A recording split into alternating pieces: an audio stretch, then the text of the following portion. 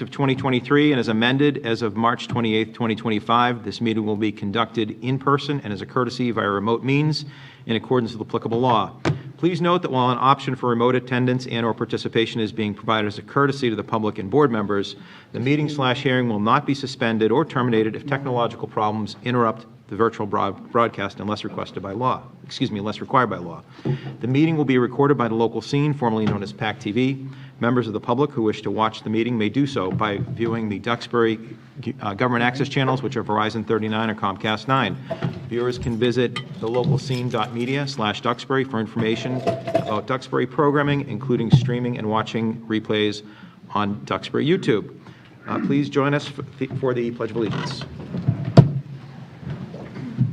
Pledge allegiance to the flag of the United States of America and to the republic for which it stands, one nation, under God, indivisible, with liberty and justice for all.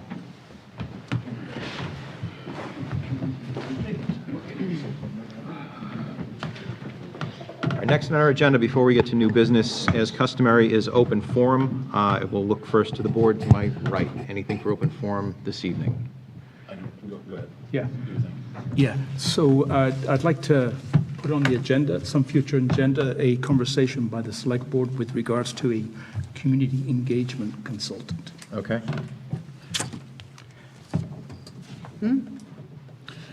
We have a terrible echo. Can we get rid of that? Yeah. Yeah, all right. I thought it was me. It's not you. Okay. Amy or Cindy? I'm good, thank you. Okay. I have one thing for open forum.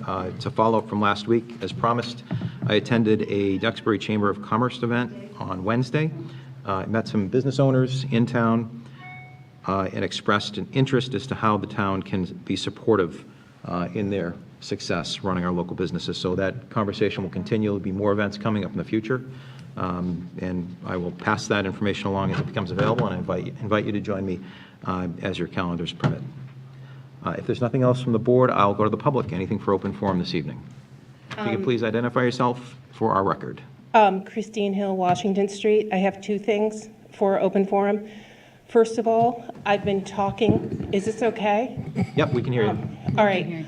I've been speaking to multiple members of the DPW who tell me that the DPW is in crisis and that as it stands now, they could not handle a major winter storm. There's not enough people with commercial driver's licenses, and a number of workers have left.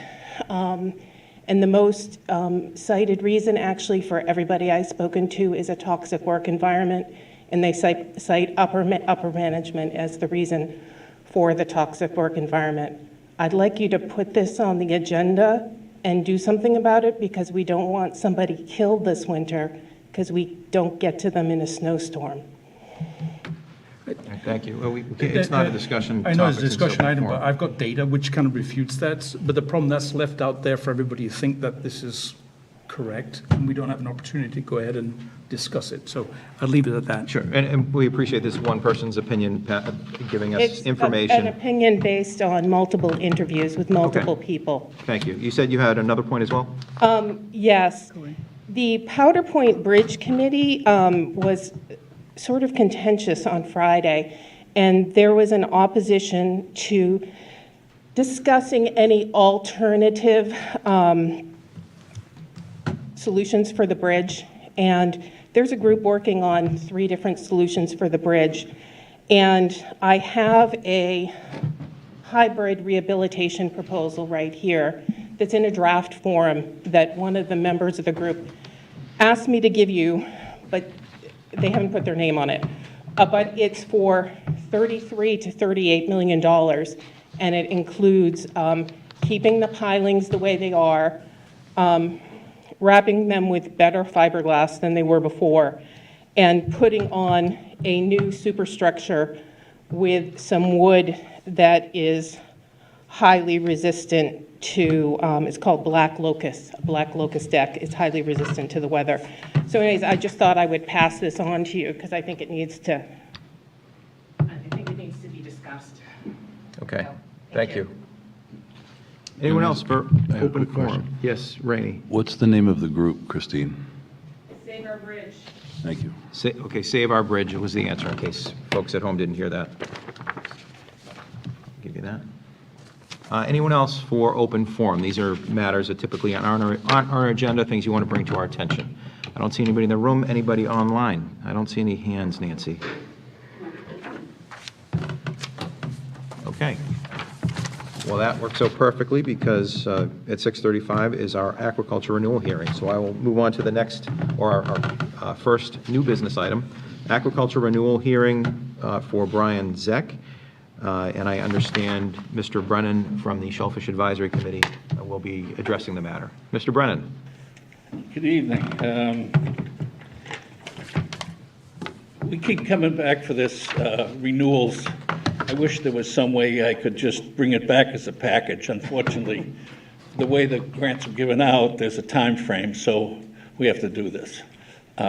We had a meeting, Shellfish meeting, August 21st, to talk over the application of Brian Zeck.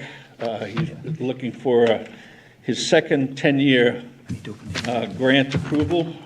We looked over his materials. He is a current resident of Bay Ridge Road, and he passed everything that we needed to do to process the stuff. So the committee recommends that you grant him the 10-year. Yeah. Brian's here tonight. Do you have something to say, Brian? Just 1 second, Dick. Your clerk was a little bit slow off the mark today. The what? He's talking about himself. I was a bit slow off the mark today, Dick. You jumped right in there, and I didn't catch you. I need to open the public hearing first before we start. Sorry about that. So I move that the Select Board opens the advertised public hearing for review and approval of the aquaculture license renewal application for Brian Zeck. Roll call vote. All right. Is there a second? Second. We have a motion and second and discussion on the motion. Hearing none. Roll call starting with Fernando. Yeah, Fernando, aye. Brian, aye. Amy, aye. Cindy, aye. All right.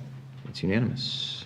Right. Nothing else, right? This renewal application was reviewed by the Shellfish Advisory Committee at their meeting on August the 21st, 2025, and legal notice of this hearing was advertised in the Clipper on September 17th, 2025. We now hear from All right. Mr. Richard Brennan, Chair of the Shellfish Advisory Committee. Seems that I jumped the gun on that procedural matter. Now that you've gone through it once, would you like to go through it again? No, I'm good. You don't have I to. recommend that we go. Okay. Do give Brian that. I just want to give Brian a shot. You want to say something to the committee? No. No. Okay. Brian's grant is one of the 4 that are out by Clark's Island. He's a long way to travel all the time. It's a well-run operation. Any questions from the board? No. I saw as part of the application, you're looking to seed about 1.4 million oysters, is that right? Okay. It's a lot of work. Right. Great. Any questions from the public? I don't see anything. No hands on the screen. So may I have a motion? Yeah, I move that the Select Board approves renewal of Brian Zeck, 105 Bay Ridge Lane, aquaculture lease license number 155303AB for 10 years, pending all federal, state, and local reviews and approvals. Roll call vote. May I have a second? We have a motion and second. Any discussion on the motion? Hearing none, we'll call for the vote, starting with Fernando. Fernando, aye. Brian, aye. Cindy, aye. That was an aye, Amy, right? Okay. Excellent. All right, I move that the Select Board closes the advertised public hearing for the aquaculture lease license renewal for Brian Zeck. May we have a second? Second. Roll Any call discussion on the vote. motion? No discussion, call for the vote, starting with Fernando. Fernando, aye. Brian, aye. Amy, aye. Cindy, aye. Excellent. Congratulations. Good luck. Thank Thanks, you. Dick. Appreciate it. Thank you. Mr. Chairman, would you mind if I turn on the air? Will you guys be able Yes, to hear? please. Please go ahead. We'll just make sure everybody can still hear us once the blower turns on. Okay. Can everybody still hear us okay? No. We can speak up. If we speak up, can you hear us? If we yell, can you hear us? All right. We'll do our best, or you can move forward. There's plenty of seats in the front as well. Next is a discussion and vote regarding the poll petition request from Verizon/NStar located near 17 Railroad Avenue. This is a continued discussion from our last meeting on September 15th. Mr. Town Manager. Thank you, Mr. Chairman. At your last meeting on the 15th, it was asked why the utilities were not being installed underground. Both Sheila Scarzi, the DPW Director, and Jim Wazalewski, the Municipal Services Director, reviewed the project and provided the following information. As Mr. Wazalewski stated, the plans do not show the wires being located underground at the street. Within the site, they are shown underground. I believe placement of wires in the street is under the utility company's Recording in jurisdiction progress. and would not require ZBA approval. I apologize, it's hard to. Can you please move forward as well? Come forward. It is. Yeah, it is, Yeah, but we have plenty of seats up Plenty of front. seats up front. Thank you. And the DPW director responded by saying, I spoke with the contractor this afternoon, and the plans call for underground electric within the site. I'm also working with him to extend the sidewalk width to at least 5 feet. Note, the sidewalk construction likely won't take place until next spring. And with that, you have a proposed motion before you. Okay, and that was part of the main concern at our last meeting was continuation of the sidewalk, because that's been a big issue for that part of town for a number of years, and whether the poles would accommodate the sidewalk. And then, of course, there was a question about, Fernando, underground utilities generally. Right. And importantly, the underground utility requirement under the comprehensive permit. What was that? So it sounds from the answer is that it is required by the comprehensive permit that the utilities within the new 40B development be located underground, yet the poles to get there in the street are not that jurisdiction, so the utility company wants to put them above ground. 100% correct. Which is a little bit frustrating because it goes back to what Fernando was saying. Why can't, if we start locating utilities underground, when we have storms, there's less of an impact. We're seeing that on the local level. We require that when we can within our new subdivisions, yet, it's only as good as the power that gets there. So it's frustrating. All right, any further questions from the board? No. All right, may I have a motion? I move that the Select Board authorizes the order to install one jointly owned midspan pole numbered P1.5 on the west side of Railroad Avenue. The new pole will be installed in line with and approximately 115 feet southeast of existing utility pole P2 and approximately 80 feet northwest of existing utility pole P1, along with the conditions presented by Sheila Scarski, Director of Public Works, and that Verizon New England Inc. and/or NSTAR Electric DBA Eversource Energy contact the Duxbury Department of Public Works at least 48 hours prior to the commencement of the project. Second. All right, motion and second. Any further discussion on the motion? And this does not require a roll call, I believe. No, it does not. All right, I will call for the vote. All those in favor? Aye. Opposed, abstentions, motion carries 4-0. Thank you all, and Rainey, thanks to you and Sheila and team for chasing down that additional information. Yeah. Happy to do so. It's important. You're welcome. Yep. All right, next, at long last, is discussion and vote pertaining to an intermunicipal agreement between the towns of Kingston and Duxbury for a Veterans Service District. This will be presented by our town manager, Rainey Reed, as well as our former, soon-to-be returning Veteran Service Officer, Sarah Lansing. Who would like to go first? Just a brief overview. As you said, at long last, I looked back at my notes. I think we started this in April, right around then, working with the town of Kingston. We crafted an intermunicipal agreement between the towns of Kingston and Duxbury to serve as a joint district. I've met several times with Sarah and Keith, my counterpart over in Kingston, and we're ready to go, and I'm sure Mike would be very happy to be retired again. And we very much appreciate all of your help in the interim. And of course, I certainly appreciate the help of Sarah and Keith in Kingston to get us to where we are today. So with that, I turn it over to Sarah with any details that you may have, and I can help answer those questions too. Okay. Good evening, everybody. Honorable Board of Selectmen, Mr. Chair, Mr. Reed. Thank you for having me tonight to discuss the possible district between Duxbury and Kingston. It's very exciting from my side, and like Mr. Reed said, probably for Mike Thorpe as well, who generously dedicated his time to the Veterans Office in the interim. So I believe that you received a copy of the intermunicipality agreement with your packets for tonight. Kingston did approve it last week at their Board of Selectmen meeting. Pretty much the cost of the payroll would be split down the middle between the two towns. All budgeted line items would remain the same. 2 days in Duxbury, 2 days in Kingston, with the option for residents to go to either town to get services that they need. I know Duxbury's legal counsel has reviewed the intermunicipality agreement, and like Mr. Reed said, we did sit down and discuss it. So I'm here if you have any questions. I would appreciate your support for this. Any questions from the board? No, I think that sounds good. Yeah, fantastic. My question was 50/50, right? And so it is 50/50. 50/50 for payroll costs, right down the middle.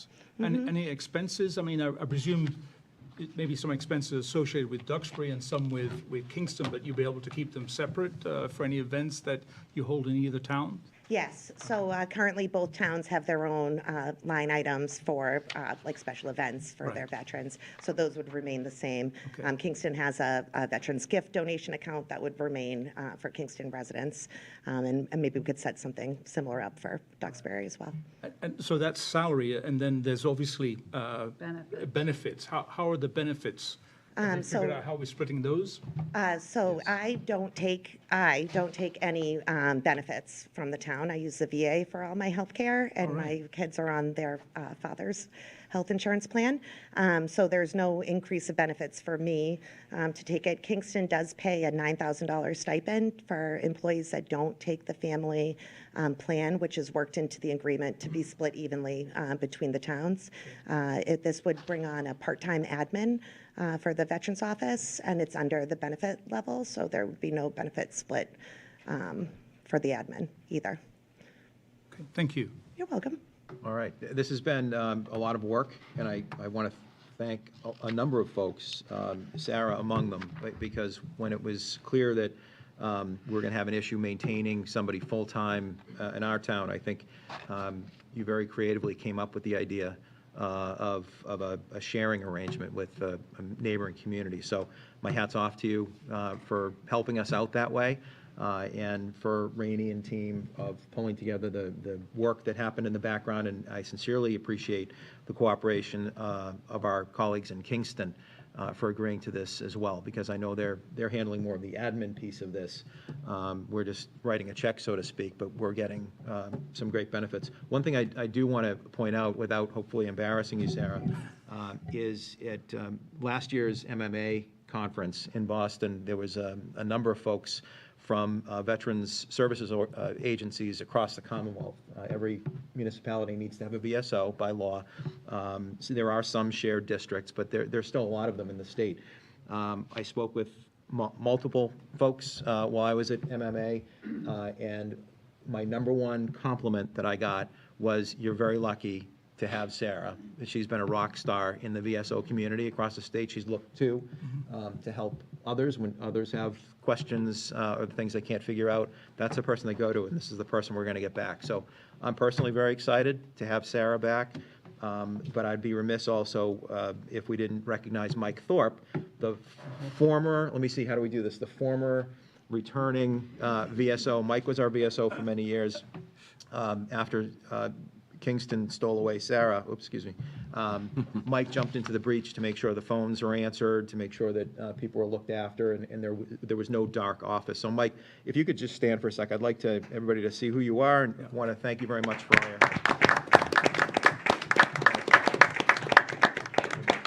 And more importantly, to thank Noreen for letting you go back. Oh, that was welcome. All right. Any further discussion on this topic? This is a great event, or this is a great outcome for the town, so Brian, thank you. The comment we had prior to the meeting was, when will this become effective? Oh, yes. Do we have an effective date as to when Mike can actually get back to It's on. his honey-do list? So for next steps, if Duxbury votes to adopt it, it goes up to the state level of the Executive Office of Veteran Services. They have to approve it. Okay. I'm not sure on the timeline for the state for approval. Okay. All right, Mike, so you're not off the hook just yet. Almost. Sorry, Mike. May I have a motion? Yes. I move that the Select Board accepts, approves, and executes the intermunicipal agreement between the towns of Kingston and Duxbury, creating a shared Veterans Service District as presented.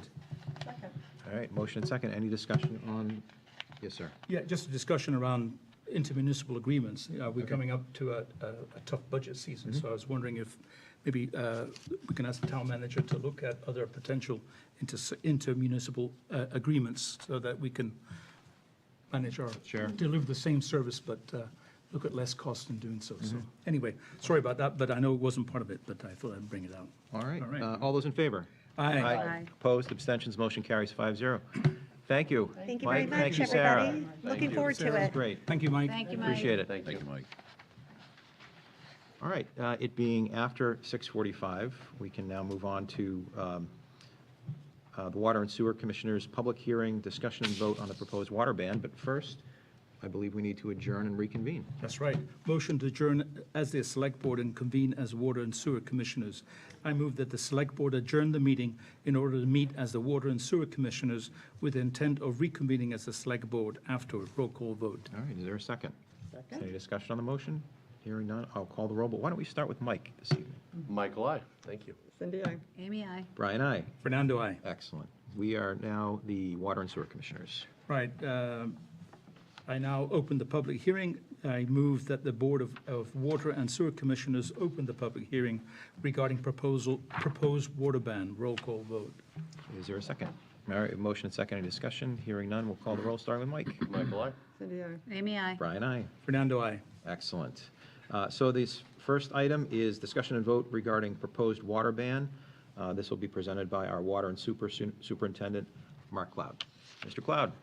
Good evening, Mark Cloud, Water and Sewer Superintendent. So this is not a water ban. This is restrictions that are set in our water permit. There's 3 levels of restrictions. One is for calendar year, which is annually during the summer months. The second one is if in case of a drought. There's a second set of restrictions. And then the third set is by stream flow level from the Indian Head River. So any one of those can set restrictions into play. So the current restrictions that we have now are because of a drought. We're at a level 1 drought, which has us watering only 1 day out of a week. Well, but, I'm sorry, I just want to make sure I'm clear on this. So right now, prior to this public hearing, the town has been allowed to water 2 times a week, depending, Mondays and Wednesdays or Tuesdays and Thursdays. Yeah, And that was- you're, because of the level of water, either in the streams or, what was the second criteria? So the previous restrictions were the calendar year. Okay, The state has now declared a level 1 drought, okay, which imposes the 1 day of watering a week restrictions. okay. Brian? Go right ahead, Mike. We had the benefit of a map in our packet showing that the southeast region is this level 1, I'm sorry, my eyes are going. Mild drought? Mild Yep. drought. Yep. Wow, had to get new contacts. It was dated September 9th. We did get a little bit of a soaking this past week. When do we expect a redo of this map, or when do we expect? It's hard to say. They have a board that meets, and they decide on when to meet as the conditions change. So I don't know if they have a regular schedule. We are meeting a couple of times in the next few weeks. Would you mind dropping a phone call to them to see if they're going to update the map Sure. based on recent rainfall? Yeah. Thank you. And then second part of our permit is we need to have bylaws in place so that we can enact the changes to the restrictions.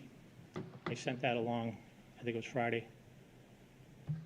That I don't think we have, Rainey. What was it? Bylaws? I got an email about that. didn't know that I was have, on I have the request to reduce watering from twice a week to once a week. Okay. Right, that's before us. Were they supposed to act on that tonight? No. Oh. Nope, I just sent it so that you could be aware of it, that we're supposed to have the bylaws in place. Okay, we'll add that to an I'll send agenda. I'll send it out tomorrow. Okay. For everyone's sake up here, we got an email on Friday from Mark about our recommended water use bylaw. That would normally go before town meeting, I would assume too, right? Is it a general bylaw? It's a template from the Mass DEP. Right, is it an amendment to the general bylaws? I'm not You know, we sure. can I'll take have to this, look- I'll look at it. take this Yeah, we'll separately. look at it. I wasn't All there on right. Friday, so. So, Yep. Mark, just to circle back to what we're looking at this evening, the request for this board, as Water and Sewer Commissioners, is to restrict outdoor watering. The odd-numbered houses will be restricted to watering Thursdays only, even-numbered houses to be restricted to watering on Wednesdays only, and all of that watering, whether it's Thursday or Wednesday, must occur between the hours of 9 a.m., before 9 a.m. or after 5 p.m.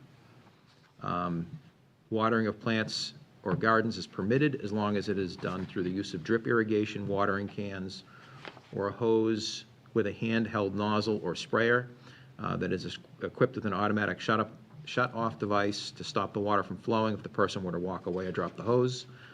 Rain sensors must be installed and used on irrigation systems, and there is a penalty for violation for $50 for the first offense and $100 for each additional offense. So that's what's being asked of us this evening. $100 per day. Per day, yes. For each Thank you for that. Yep, $50 for the first offense, $100 per day for each additional offense. Is there anything, Mark, that you'd like to add to this? Nope, that's, Rainey, anything else we need to know? No, in fact, perhaps the more accurate iteration of it is the second to last page. I know you guys have, if you look at the hearing notice, that's actually what will be posted online. Okay. A slightly different version, removing the hearing notice aspect, but just saying, hey, as of today, these are the regulations that are in place, because it also has the links Right. for the drought, Okay. the active drought status link, and then who to call with any questions, and it's the water department. Basically, Questions it's from just the same. board? I just have one question. Cindy? Trying to find out where it is. Somewhere it's talked about,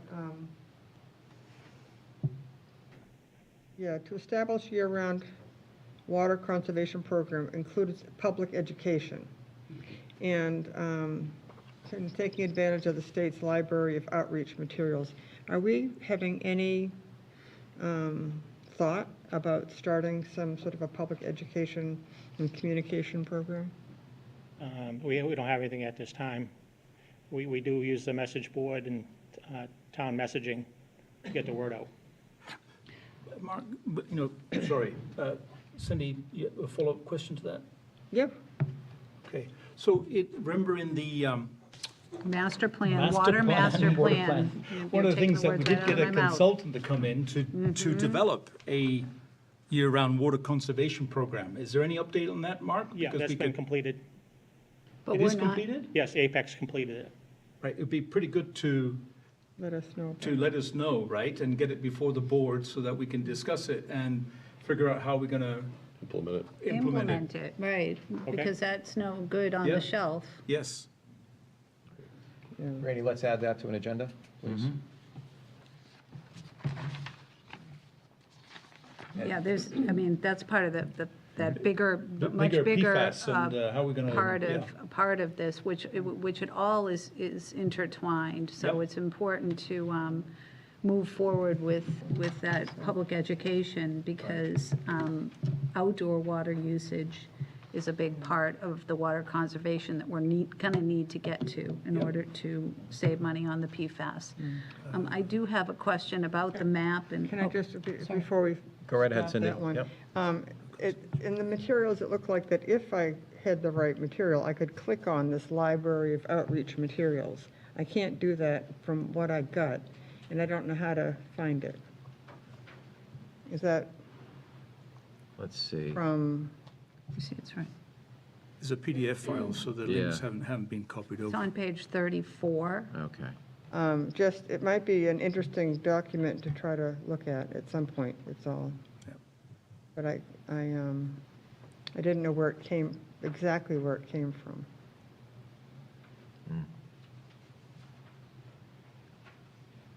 So maybe at some point, when we're talking about it, Agreed. It would be good to have a conversation about multiple tools that we can use to save water.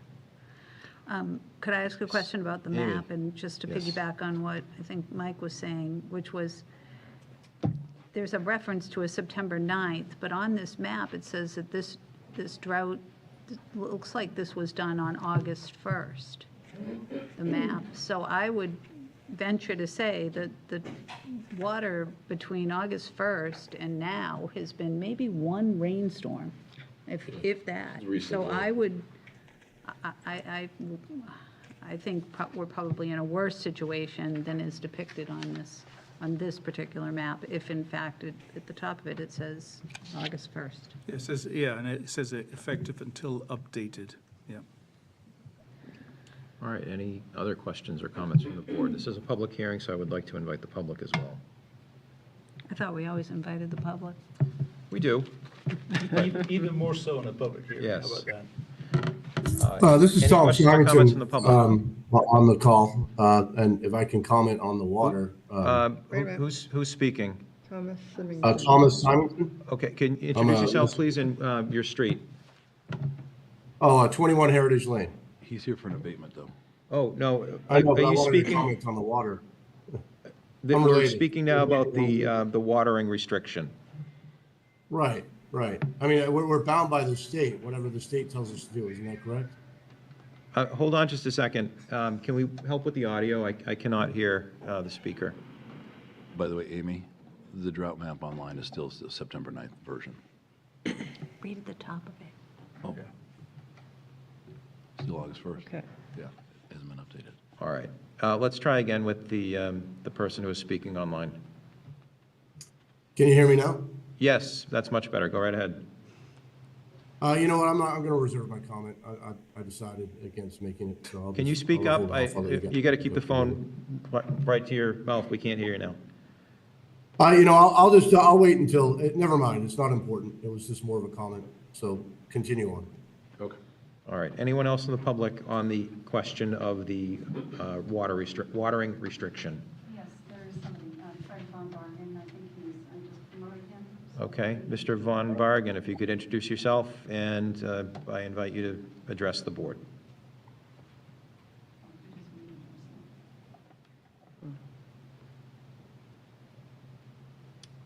All right. Got to get off mute. You got to put yourself off mute. Fred, if you're looking to speak to us, you're on mute. We can't hear you. Fred Von Bargen, 62 Toby Garden Street. The question I have is, who's going to enforce this? Who's gonna We don't enforce? have the water police. Mark is the water Sorry, I police. couldn't hear it. How is, How are we going to enforce it? yeah. It's going to be very difficult. The crew is very busy at this time, and a lot of the watering is after hours, so I don't have anybody on staff in the evening hours to go around and enforce it. What Mark meant to say is that we are going to enforce this with everything we can. Well, we'd hope that folks would comply with the spirit We do. of this restriction and not need A lot of the enforcement. irrigation companies control the irrigation also, so they can go to all their customers and electronically program the irrigation. Okay. Fred, did you have another question? No, by monitoring, does that mean that if the water usage was higher in one area, does that constitute the right to put a fine? Can you prove it? I'm just wondering, this all looks good on paper, and all the others have not been held to. My lawn is about as brown as it can be, and yet there's a lot of green lawns around, and somehow or other, I'm just wondering, yes, it's great to say we're going to handle the spirit of the law, but as they say, the spirit didn't get that far. Yeah, I hear you. We will use whatever tools are in our toolbox, and Mark, I'll leave it to you to approach us in whatever way the department sees most appropriate. Other questions from the public? Yeah, this is Tom Simonson, 21 Heritage Lane. Can you hear me? Go right ahead. Yeah, on the point of watering, I remember a selectman, I think probably 10, 15 years ago, who actually fought the state on this issue, stating that the town of Duxbury had plenty of water and will always have plenty of water. So, I mean, I understand Mr. Bergen's, it stinks that his lawn is brown. And I hear what he's saying. But I don't think we have any, I know that the town obviously is starting to charge more for water. And that's one way to have residents start using less water. So I think that's what we're doing as a community in order to, have people obey the law. All right, thank you. Mike? Mark, you had at one point talked about the levels of our finished water.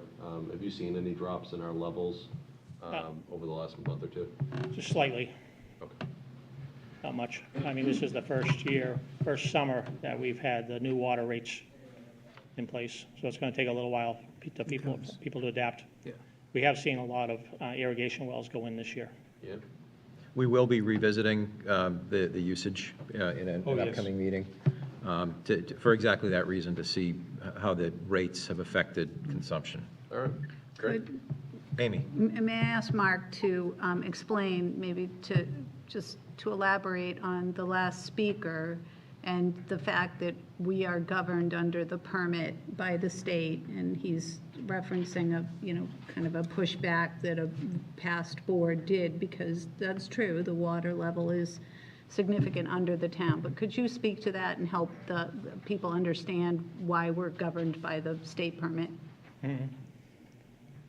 I'm sorry, I didn't quite understand it. So the state issues a permit to the town of Duxbury that allows us to pump a certain amount of water. Is that correct? Yes. And even though there's enough water under us, and other boards have pushed back in the past, the state is steadfast in the permit that they've issued, correct? Yes. Right.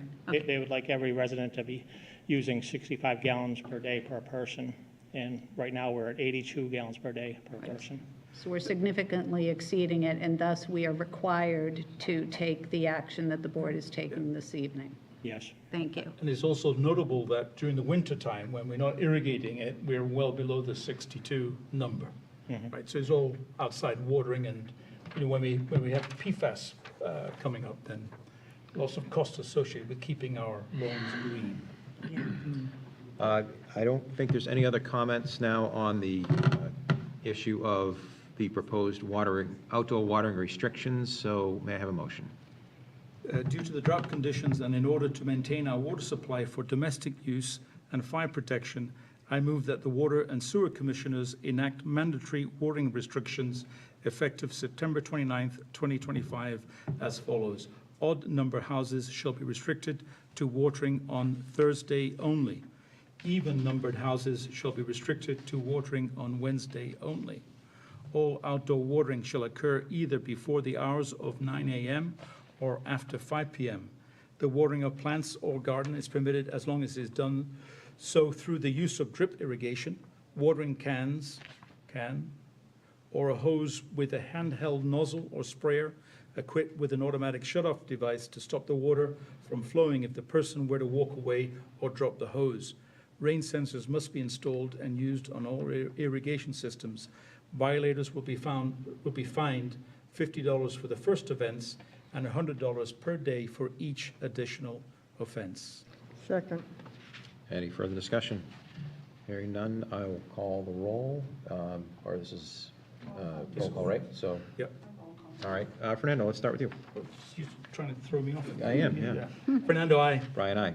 Amy, aye. Cindy, aye. Michael. All right, motion carries 5-0. Okay. Thank you.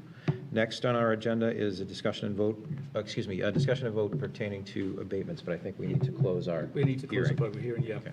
I move that I move that the Board of Water and Sewer Commissioners close the public hearing regarding the proposed water ban. Second.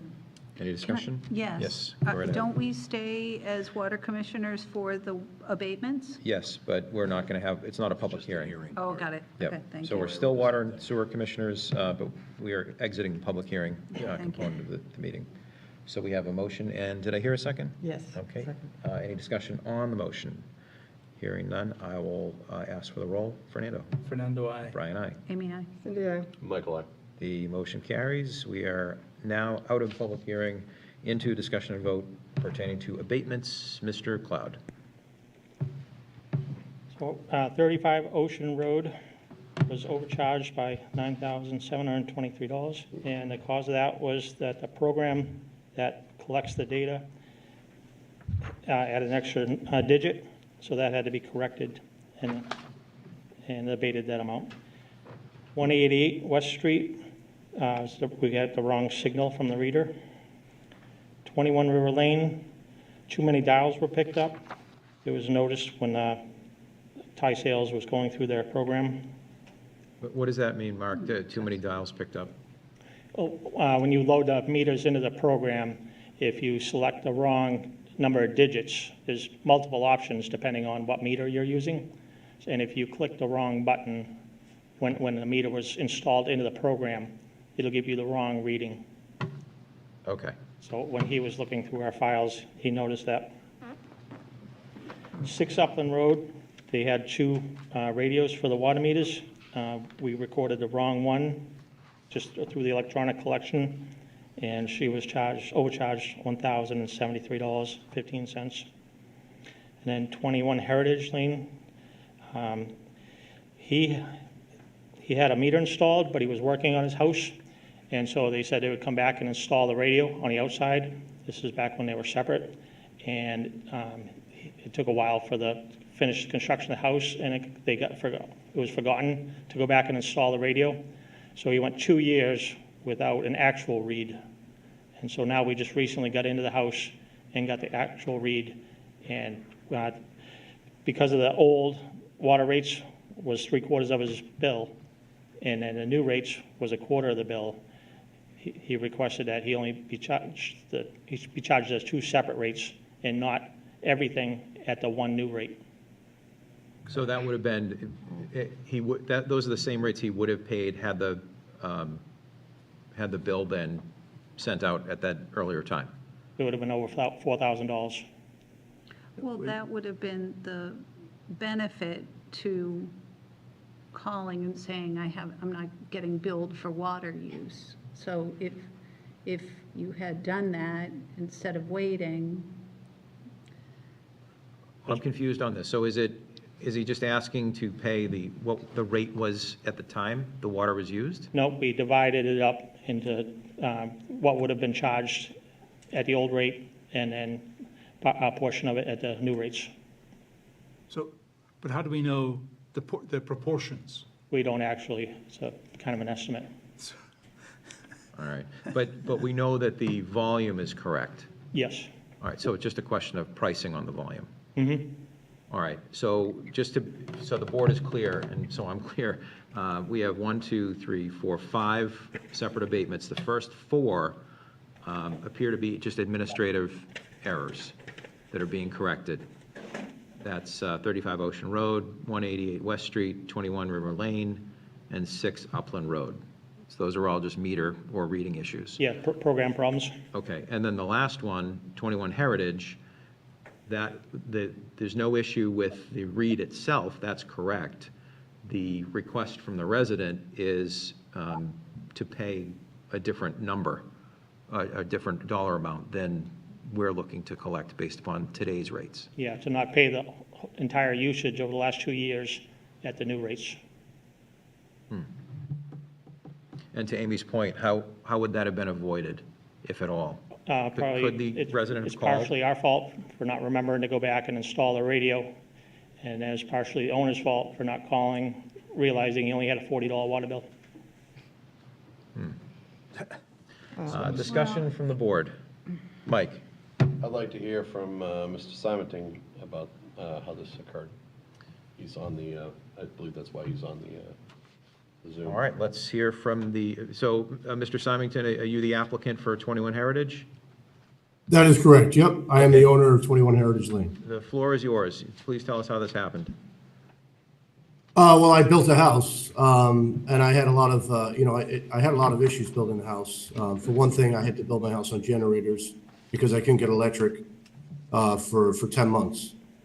So I had a lot of things going on when I built my house. This is the first house I built myself. I acted as general contractor. And I paid people, and I filed out all the appropriate paperwork and forms for everyone to do their job. All the permits were filled, and, everything came together, and I got billed and I paid my bills on time. Obviously put in a lawn, so I had an irrigation system going to water a new lawn that I installed on a new property that I built. Just like anything, you receive a million bills every day. You just you pay them, and my wife would pay them. It came to the point where, we were informed that they wanted to come look at our water main, so I let them in the house. And then they stated that, there was a connection issue with, again, I've read a lot of the stuff around this. It's not my duty to bill myself on a bill. So I basically did everything that I was told to do. I paid every bill that was mailed. From the town, including taxes, and from Eversource and everybody else that bills me. And there's a lot of bills going on when you build a house, as you probably could imagine. So I was just paying, tons of money, and just, my wife was acting as the secretary and basically, handing out payments as they came due. So that's basically what happened. Then obviously I got the bill, after that incident happened, I got ahead of it. I immediately, when they came in and we talked about it, and they said, "Oh, you have usage and we're not billing you properly. The device was broken."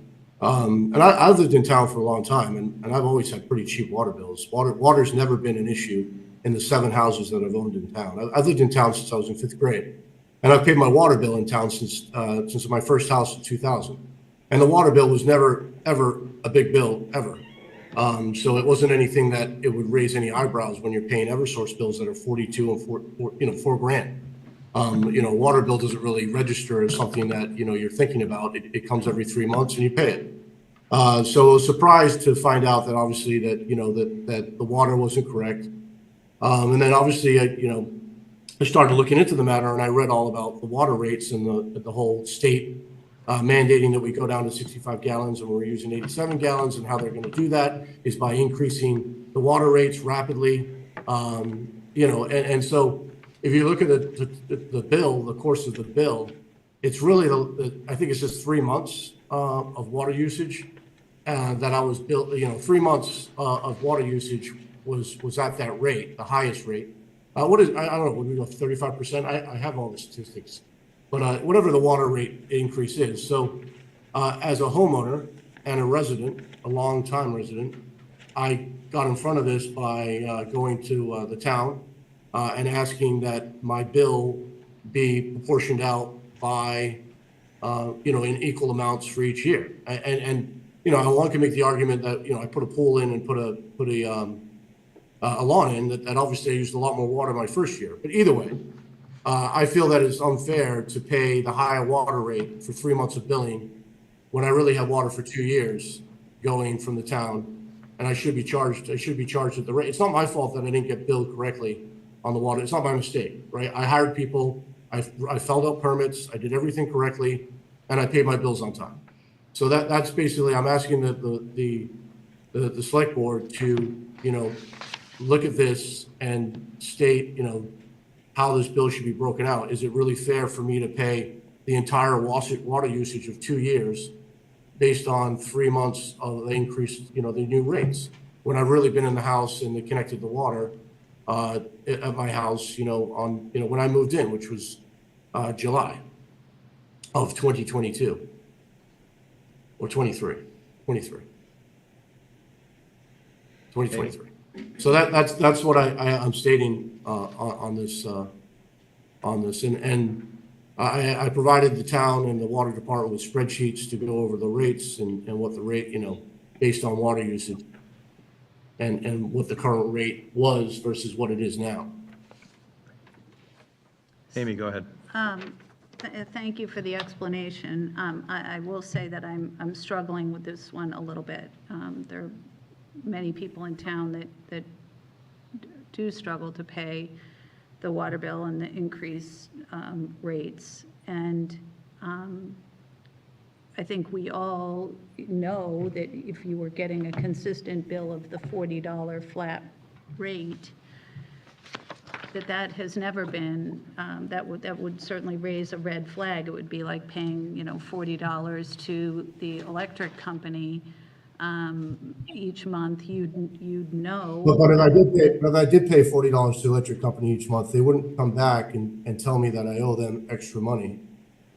Based on, like if you want to use that analogy, we can use that, but they can't come back and tell you actually use more electricity and we're charging you correctly.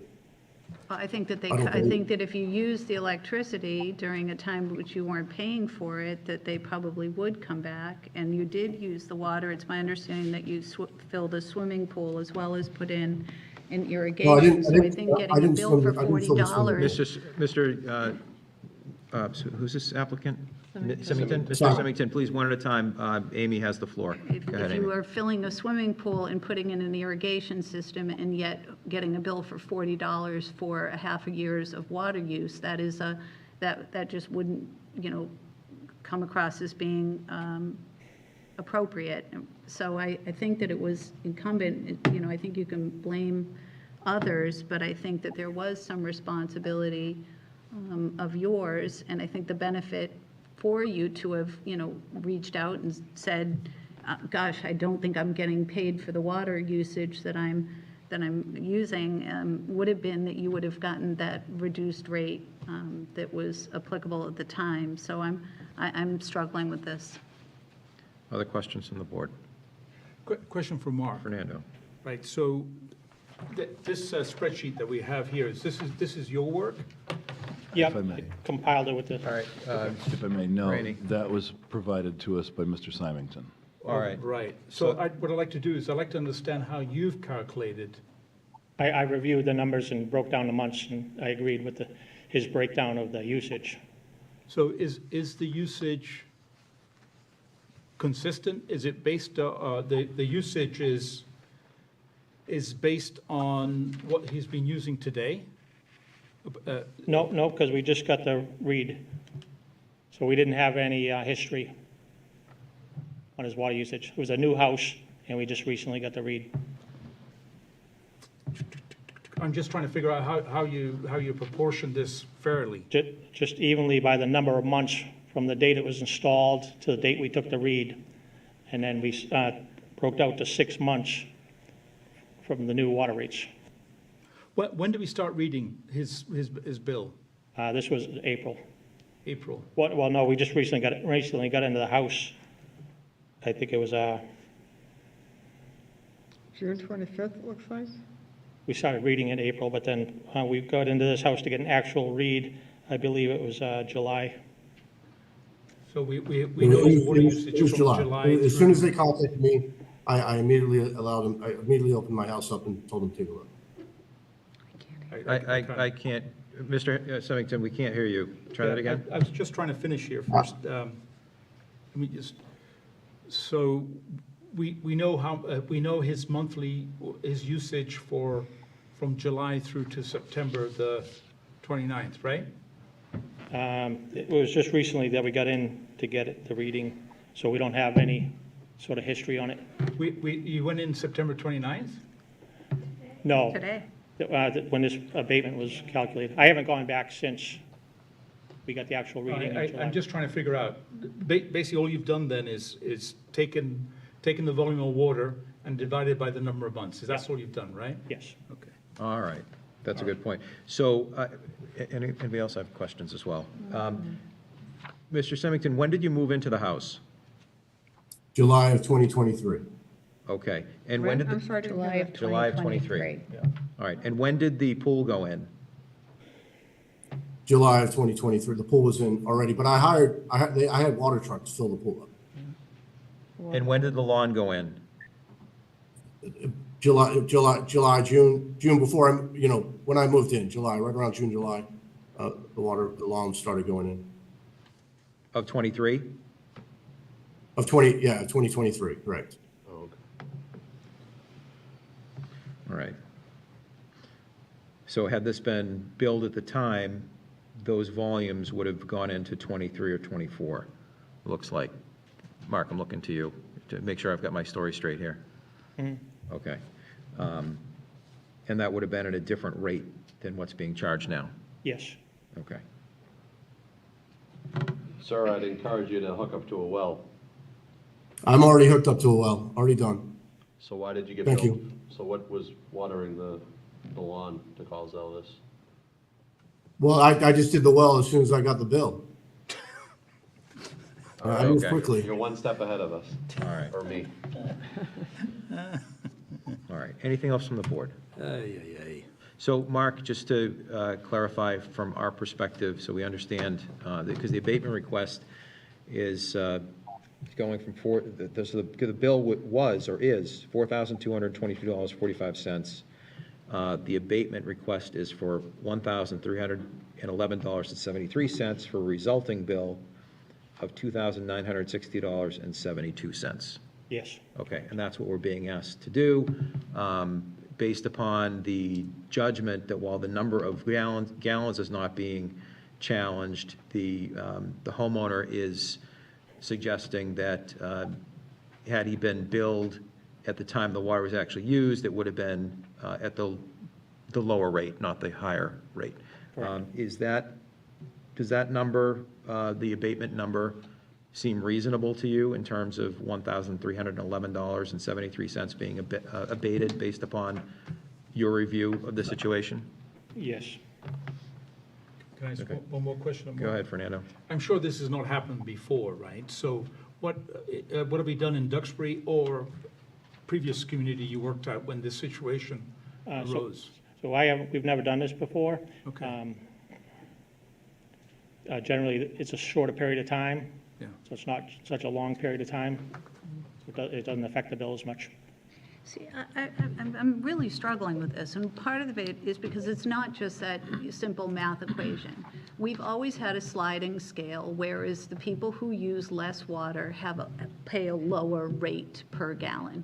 You don't know, if he's filled, he may have been at the higher rate at the time he filled a swimming pool and started an irrigation in a big lawn. So, giving him the reduced rate is people who are frugal with water and really conserving. Again, I just feel like this is, I don't think it's appropriate this time. I don't. I'm sorry. The pool was a water truck. It was not the town water. Oh, I heard, it says in our, I'm Well, why don't we sorry, I ask could the not applicant? hear that. Well, that's what he said. Well, we'll ask the applicant to clarify. Mr. Symington, the pool, did you say that was through municipal water or a water truck? A water truck, aqua truck, by Crystal Clear Pools. I can give you the receipts. Can I ask Mark then why, do you believe otherwise or about the filling of the pool? Yeah, it was quite common when the pool companies install the pool, they don't want to come back 4 or 5 days later after it's full. They like to fill it right there while they're there. So that would make sense. But in the notes that we received, it said that the water consumption included filling a pool, but so that, That was Not a accurate. note that my admin added. okay. All right. And I have a question too. There's a difference in dollar amounts of $50. For instance, in the memo done by your office, it says that the bill was $42.72.45, but Tom's calculation shows it at $42.22.45, so that's a swing of $50. So which figure should be the right one? Because if we go with the one that's on the memo, it's $50 more, whereas Tom's is $50 less. I think it might have been an error in reading the 42.22, but I can't prove that. That might have been the late fee that was added in. Do you know if it was or not? The notes here say the total bill with late fee is $29.85.72. Where do you see that? Right down here. That's on the,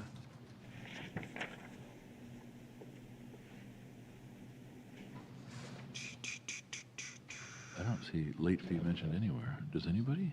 All right. So, Mark, just to make sure we're clear, what is, from your records, what is the current bill? The unabated bill? $4,222.45. Okay, 4222. but the number in your presentation is 4272, is $50 more. That's what I just That's said. the late fee. Yep. Yep, So that is, that's the difference. the difference is what? The late fee. So we're still charging them the late fee, correct? Well, it's still late, Yeah, no, exactly. so the late fee is appropriate. In fact, we should, I don't know, this is, Amy, I understand your concern, right? And I do. This seems, we're giving the gentleman how do you call it? We just dividing it by the number of months here, the total volume, right? So, and then proportioning it that way. But is there any other way we should do this? Or I'm trying to figure out, that this is what the the house owner suggested, Mark's gone along with it, but I'm just trying to figure out, is there another way to do this yeah, I don't know how else to do this. I feel like the We should right charge them thing the- to do is to pay for the water that you used. If you had paid for it at the time you used it, Right. as did the rest of the community, then you benefit from the lower rate that we all benefited from. But I don't want to ever get into a position where I'm not being fair to other people or where I'm incentivizing, it just doesn't seem right to me. When you're paying $40, that is not an accurate used water bill. So you're thinking that we should charge them the $4,222 I think he should pay for the water With the- that was used with the current rates. at the current rate, the total volume over basically from July of 2023. Anybody else have any thoughts or comments? Just one comment. Is there a way to look through your system and see if there's other people that are paying $40 only? And just kind of like double check to make sure that we don't have this problem again? Yeah, there's definitely still more out there. We are constantly trying to get into people's houses, getting them to let us in to change out the water meters. Okay. And then as meters fail, so we may have 200 at the last read, and we could have 250 at this read because 50 more meters have stopped working. I just don't want to be down this road again. Yeah. Was there any difficulty getting into Mr. Symington's home? It's a continuous problem. Getting into No, the- I mean this particular applicant. Was there any issue getting into Mr. Symington's home? No. Did he allow you access when you asked for it? No. He didn't act? Saying no. Did he give you access or he didn't give you access? I'm sorry, can you say that again? So when you went to Mr. Symington's home, Yep, did he allow you access? yes, Okay, so Yeah, he the was crew went in. cooperative? yep. Okay. So my thoughts on this, Amy, I hear you. We have some data in front of us, and the information that was presented by the applicant tonight suggests to me that the home has been inhabited since 2023, and it suggests to me that the water use has been fairly ratable over that period of time. That's why I'd asked the questions about when the lawn was put in, when the pool was put in, because if that had all been done recently, I would agree that should be at the higher rate. If what the applicant, I think what the applicant's asking for is not to get a break, but just not to, what he feels to be, would be overpaying for water that he used at the time. And I think you're correct in there was a way to fix this by the applicant by simply picking up the phone and saying, my bill is wrong, can you come fix it? That wasn't done for whatever reason. The applicant's not challenging the volume. it appears from this table we're looking at here that the volume is relatively even over time. So I'm inclined to support the application because I see there was an issue on the town's end as well, so I don't want to completely put it on the resident. So I think this is an appropriate circumstance where we can be fair, because I don't think we're giving the applicant anything that he wouldn't have been entitled to had the bills been paid on time. And we are imposing the late fee Yeah, as $50 well. late fee, yeah. I agree with that, Brian. Yep. I don't know any other way to do this. Yeah. And I appreciate Mike's comment. We don't have another one of these coming down the pike, because it seems to be a unique circumstance where the house is being built, having an issue with the meter. Mark, any other thoughts, comments before we? sounds Actually, like- just a point of clarification, I think we do have this problem facing us He- again. That Yeah, is there what could he be. said, Yeah. but so just so we know, we're clear here, if this is the position of the board, then the other people in this situation are gonna come and expect that Exactly. same, and it could be that some of these people haven't paid on their, they've been paying $40 a month since 2020 or before, so that could be going on for a lot of years. So again, I don't believe that this is the appropriate path forward. Can we postpone this? What I'd like to do is since Mark brought that up, you must know how many houses the water meters are not working, correct? Yes. So I'd like to understand, before we make decisions, set the precedent, is basically how big is the problem that we're trying to solve here? Yep. That'd be my suggestion. Fine with me. I'm not sure to what end you're going. I mean, if the, you know, depending on the size of the problem, are you more inclined to give the reduced rate or not? I don't know how that plays in. For me, it seems like it's not, it's what's right and what's fair to the residents that pay their water bill timely, but I understand that. Yeah, but I did pay, there's a problem. if I may have the floor for a minute, this is Tom Symington, 21 Heritage Lane. I did pay my water bill on time. So that's very important to understand that fact, right? I am a resident of Duxbury, and I do pay my bills on time, and I pay my water bill on time. You know, I hear where you're, I also let them in as soon as, you know, it was addressed. I'm not fighting them. I'm not trying to like get one, you know, past the town of Duxbury. You know, I'm simply asking to get billed what I believe is a fair manner, which is the consumption of the water at the rates that when I used them, because I wasn't billed correctly, not because I did something tricky or you know, disconnected something or, you know, did something nefarious. I mean, I'm a homeowner in Duxbury, and I pay my bills on time, and, you know, and I'm also dealing with this, you know, as soon as they called me, I had them come in and they swapped it out. They called me up and said, your water meter's broken. They came in that week, because I think they even came over the same day they called me. You know, I'm not trying to, you know, pull one over here.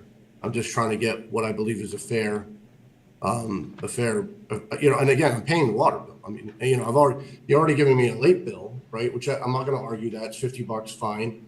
But it's not like I paid it late, and I've been dealing with this, you know, from the get-go, and I'm trying to get, you know, this sorted and straightened out. And if you do postpone it, I'm going to request, can I at least pay what I believe I should pay, you know, to not have another light bill? So it's now, you know, I just would like to, you know, make sure I'm paying something. If I could towards just this say, and this is absolutely nothing personal. I'm sure that you are a very, very nice person. This is part of why this job can be very difficult at times. And that's because I really try, this is nothing personal. I'm just really trying to look at this super objectively and what is in the fair, you know, what's the fair thing to do for all of the residents. So this, please know that I have nothing personal in this. Brian, can I? Cindy? Yeah, I don't see any reason to postpone it. I mean, I think it's a good, having the conversation about the outstanding issues with water meters is a good thing to do. But in this case, it seems to me that he was fairly consistent with the water that he used over the years. And, you know, whether it's exact, who knows? But it looks very consistent to me.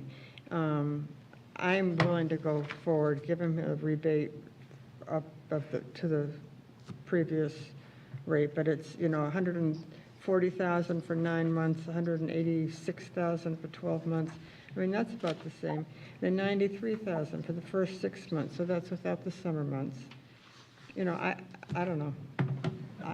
I'm willing to go with it. I agree with Cindy, and that's where I am too.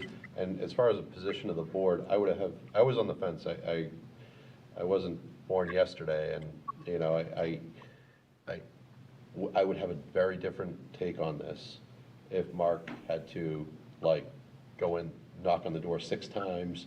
And it sounds like he does have people that are really ducking the situation. So I may have a very different position if I hear from Mark that they've been trying for like 2 years to get into a person's home, and they're just casually paying a $40 bill. So I think this is a totally different situation. It sounds like he was courteous, compliant, and allowed him in the home. And it seems fair, given the fact that we just set the water rates in March. Okay, Fernando, do you have something? I'm fine with it, to go with the consensus of the board. Okay. Why don't we move forward then? May I have a motion? Because we're talking about all 5 now, not just, we've had a lot of discussion on 21 Heritage, but the motion will be for all 5. Yeah, motion to approve abatements. I move that the Board of Water and Sewer Commissioners approve of the water abatement in the amount of $17,159.49 as presented. Second. Motion and second. Just one question, Mark. I know this question has come up in the past. Just remind us, the $17,159.49 that we're abating this evening, that's not money that's actually going out of the Treasury back to people, correct? Correct. This is just, this will be unbilled. Hasn't been paid. Right, okay. Great, with motion and second, is this requiring roll call? Yeah, roll call vote. Fernando, aye. Brian, aye. Amy, no. Cindy, aye. Michael, aye. Okay, the motion carries 4-1-0. Thank you. May I have another motion that will get us out of Water and Sewer Commissioners? I move that Thank you, Mark. Thank you. Thank you. I move that the board adjourn the meeting as Water and Sewer Commissioners and reconvene as the Select Board. Second. Motion and second. Any discussion on the motion? Hearing none. I'll Fernando, aye. ask for the vote. Brian, aye. Amy, aye. Cindy, aye. Michael, aye. All right, we are back as the Select Board. Next on our agenda is discussion and vote regarding the selection of 5 members to serve in a working group to work closely with Mass DOT on the Powder Point Bridge, presented by our town manager. Mr. Reed. Thank you, Mr. Chairman. In your packets, you will find a memo from me to you that reads as follows. Dear members, at your last meeting, representatives from Mass DOT requested that the town select 5 representatives to work closely with Mass DOT and Eddie Padmiodario, forgive me, who is the architect hired by Mass DOT to work alongside the town regarding the bridge design. Simply as a starting point for the board's consideration, DPW Sheila Scarzi and I came up with the list below for your review. And that list is Sheila Scarzi, the DPW director, Ed Mayo, the chair of the Powder Point Bridge Advisory Committee, Fernando of this board, Paul Brogna, also of the Powder Point Bridge Advisory Committee, and definitely one that we think you should strongly consider is the Powder Point Bridge Advisory Committee Historic Consultant, to be named at a later date. As always, if you have any questions, please let me know. So the choice is totally yours. And it doesn't have to be these people. It could be whoever you think. But DOT was pretty direct in saying that 5 would be the optimum number, because anything bigger than that gets unruly. So what is, we have the question, we have the Powder Point Advisory Committee, right?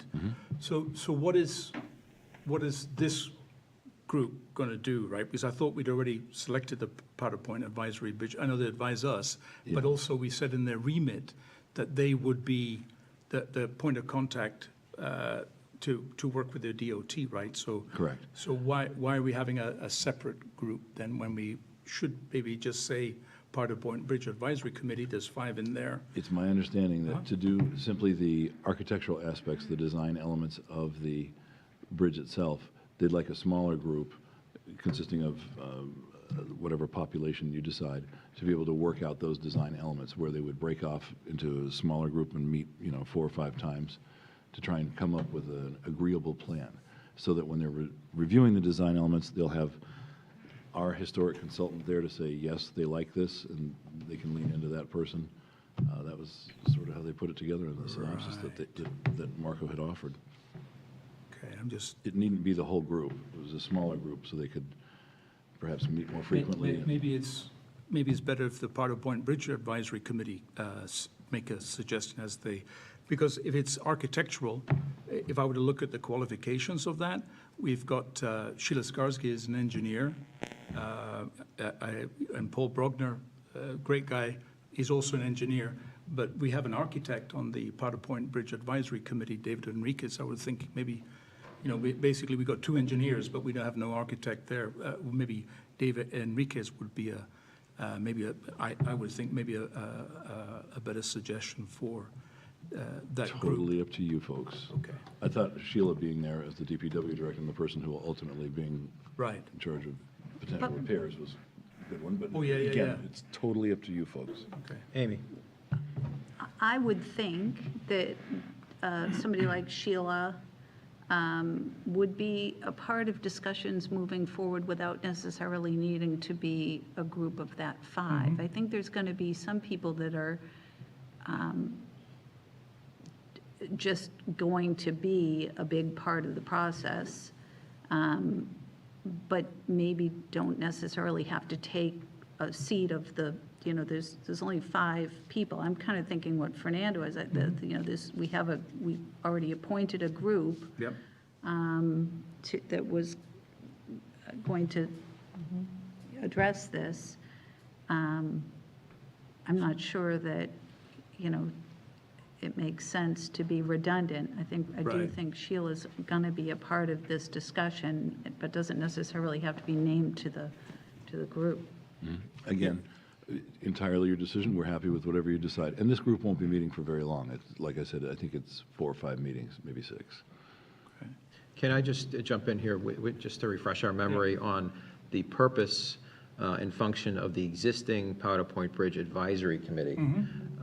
They're charged with a number of things, including review of project plans and programming related to the bridge, analyzing the goals related to the design of the bridge, and report to the Select Board and Town Manager with specific recommendations that can be implemented to support those goals.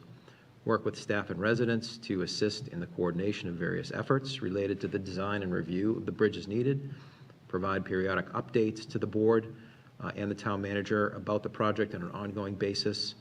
And finally, assist with the coordination and implementation of public outreach to help ensure public participation and involvement related to the final design of the Powder Point Bridge. To me, that sounds a lot like what we're asking the new folks to do. This is at the request and the suggestion of Mass DOT to have this smaller group. Because, This is 5 and this is 5. This is 5. and this one. correct, but on this group, you have the historic consultant. Okay, well, So They should go 6. too. And also, Okay, these so it's won't 6. necessarily be 6. posted 6 meetings. is good. 5, 6 Whereas is with close. the Powder Point Bridge Advisory Committee, they will be posted meetings, but this is not. They will be this is- what? These are not, this is not a committee. It is simply a subcommittee designed to work with Mass DOT and But they'll be speaking on behalf of the town, these individuals. ultimately, the decision would rest with would rest, I believe, with the recommendation of the Powder Point Bridge Advisory Committee coming to you folks for the ultimate decision. So I think the number It's needs to be simply- small.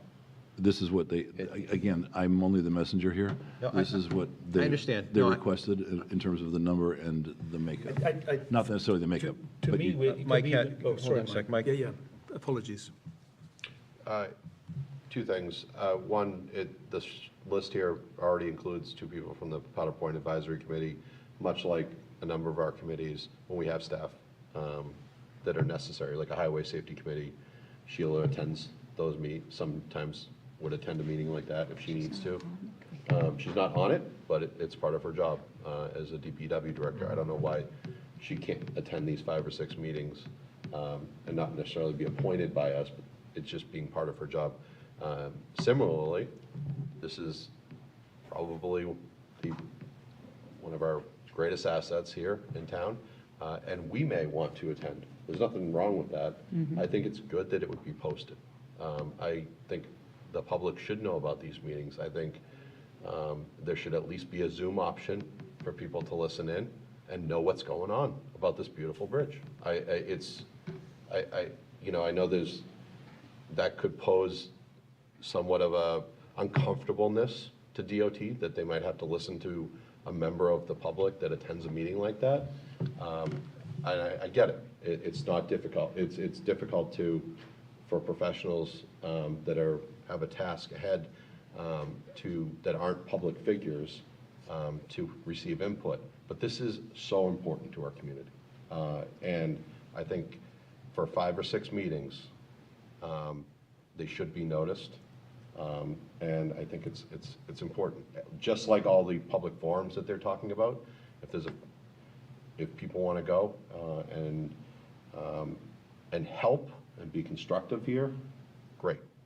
So I'm more inclined, if it will allow for more of a public process, that this be just simply the public PowerPoint advisory committee, and that we ask Sheila, and that when we have time that we attend as well. And if there's going to be 3 of us, that we notice it if we have to. So that's just my view. Cindy? Yeah, I half agree with Michael, and half don't. I think that part of the goals or the charge of the committee is to work with staff and residents to assist in the coordination of various efforts related to design review. And I think that that's something that committee needs to do. They can take that information with them in meeting with DOT. I think that if these working sessions with DOT is opened up to the public per se, then nothing's going to actually get done.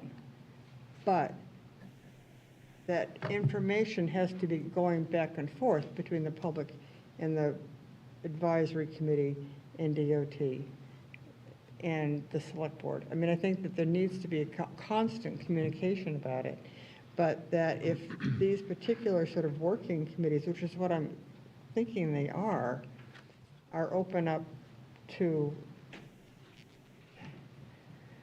the greater community, I think it's, likely not to get much done. And I think that's how Marco characterized it when you had asked me to have it on the agenda this week, which was basically a working group. Again, I'm going to do whatever you want. If you want it, open to the world, that's fine. But if I'm not mistaken, when he asked, did he not ask for a working group? So if I can just jump in on that real quick. I guess I can, because chair, right? Yeah, you are. So as I understood Mass DOT, my understanding is Mass DOT was trying to accommodate the town's request to have multiple touch points. In other words, when Mass DOT was here, and I think they've been nothing but cooperative throughout this process, there were some suggestions by the town back to Mass DOT saying, hey, can you talk to this person, that person, the other person? And Mass DOT said, I'll talk to who you want, but I can't talk to the whole town individually. So why don't you designate 4 or 5 people who will be designated contact people, and we're happy to work with them. I think this is probably getting too far afield at this point, where we're trying to basically build another working group. I think personally, based upon my understanding of where Mass DOT is coming from, is they're looking to foster communication, continue communication, but they want to be clear on who's speaking for the town so they can interact efficiently. To Mike's point, he's exactly right. This is a very it needs to be a very public process. But I think what Mass DOT was after is, who do we call on the day-to-day stuff? And when they're thinking about ideas before it comes before the PowerPoint Bridge Working Group, we can do A, B, and C. What should we present to the group? Well, let's present the following options. Where I'm going with this is, the more we talk about this, the less inclined I am to think that we actually need these designees. I would prefer to keep it at the select board level, because I do think that it's that important. Not to say that the other boards and individuals wouldn't be effective, but I do think we need to keep it at our level because we tend to get the most coverage, we tend to get the most input, and I think the folks we already have on staff, the town manager, DPW director, the people who would ordinarily be involved in those day-to-day communications, I would want to continue to be involved in those day-to-day communications. I don't know that I would want to instead defer to certain designees, additional designees beyond the town employees for this day-to-day back and forth. Anything that requires decision-making, anything that requires opining on different plans and different options, absolutely need to come back, and not only to the Bridge Advisory Committee, but I would expect it to come back to the board. And the town. Well, sure, at Yeah. the town at the end of the day, but we're in that place here as a regularly meeting board. So I'm personally not inclined to identify additional individuals as contact people from Mass DOT to go back and forth with, because I think we have them in the form of the town manager and the DPW director. And I don't want there to be confusion between what this new group would do and what the Powder Point Bridge Advisory Committee would do. It seems like we're throwing a lot of bodies at something where what we need is to make sure that everybody's on the same page, clear, communicative, and we have as much public participation as possible.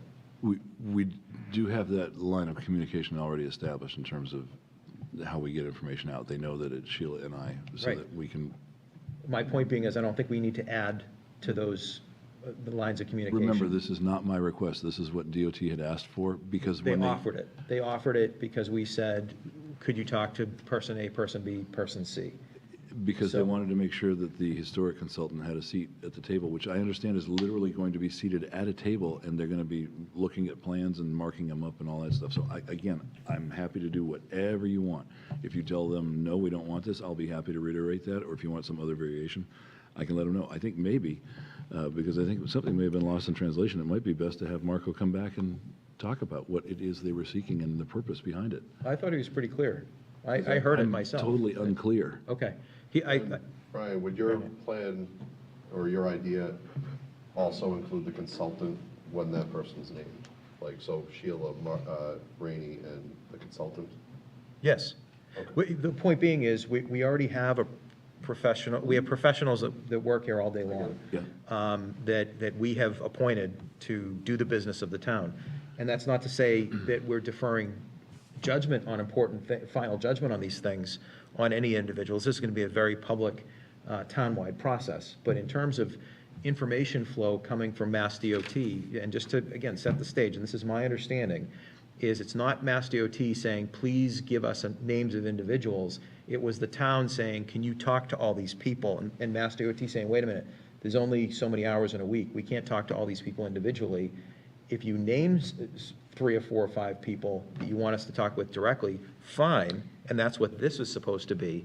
But otherwise, I think the more efficient way to do this so that we can get accurate information back to the folks in town is to not add lines of communication, but keep it tight in terms of who's speaking to whom, so that we're making sure we're getting an accurate story and not 3 different versions of it.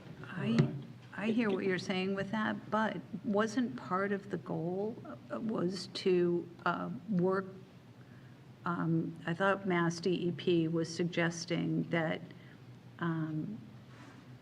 through a small group, they would come up with a design Yes. that was closest to what the town is really hoping to achieve. And by having a group who was very representative of what the town visions there, that would help drive that. And then we would have an ability to get that, look at that plan, people look at it, react to it. It's something that we want to move forward with or not. That was my understanding. Precisely, mine too. But the thing is that at the end of the day, there has to be, and I think they talked about it, basically an open meeting, right? Like they did in PAC. Right. So Agreed, basically, yes. Gonna do that too. Yes. they're going to do that, right? Yep. So this is, okay, let's see if we're aligned in our thinking, right? So basically, they're right now, they're developing their idea of what we think, what they think we want from the bridge, and they'll present that at the end of October and November, right? I think those were the dates that he mentioned. Yes. So between now, which is basically, you're only talking about 3 weeks, right? Basically was to gather from the consultant and from the PowerPoint Advisory Committee, basically, they've already had lots of conversations around this to help basically prepare for the open house or the big public meeting in the PAC at the end of October, November, right? Is that, I think that was it, right?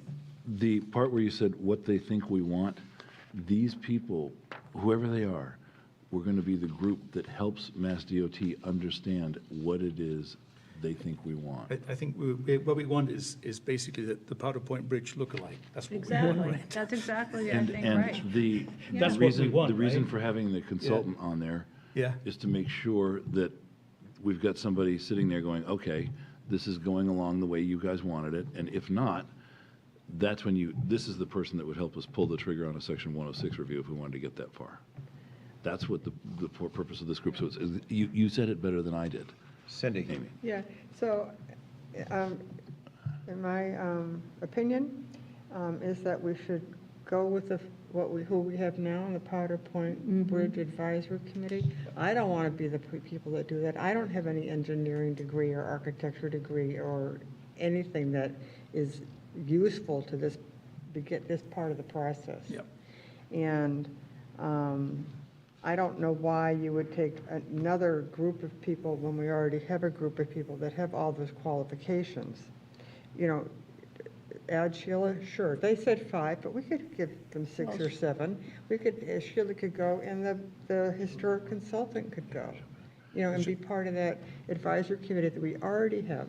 And if I may, Sheila's actually online Yeah. to help provide clarity, because I may not be explaining this carefully enough. All right. Sheila, right, would you Sheila. like to address us? Is she there now? Or not. Hello? Go right, we can hear you. Go ahead, Sheila. Yeah, I mean, I think I'm with Rainey, whatever the board wishes to do, we're happy to do as town staff. Is it a little redundant to have another committee? Somewhat, although I think that the purpose of this is more honed in and it's really intended to just be a series of meetings. Not a lot of meetings from what I understand, just a few meetings where we focus just on the bridge design itself. Great. Okay. And can I just react to Cindy saying that she doesn't, I think it's as important as it is to have the engineers and design experts on that, but it's really important to have the people who have a good grasp of what they think the town wants. I mean, and I think there are. If I may. No, not yet. So with that, So you don't need to be an expert. let me make sure I'm getting this right. I'm totally fine with whatever you want to do. It would be the PowerPoint Bridge Advisory Committee plus the historic consultant that we ultimately hire. Is that where we're headed? Okay. Sure. What I said was, I just wanted to be clear with the board that they would like to go forward with the PowerPoint Bridge Advisory Committee being the group to work with Mass DOT plus the historic consultant that the town's going to hire.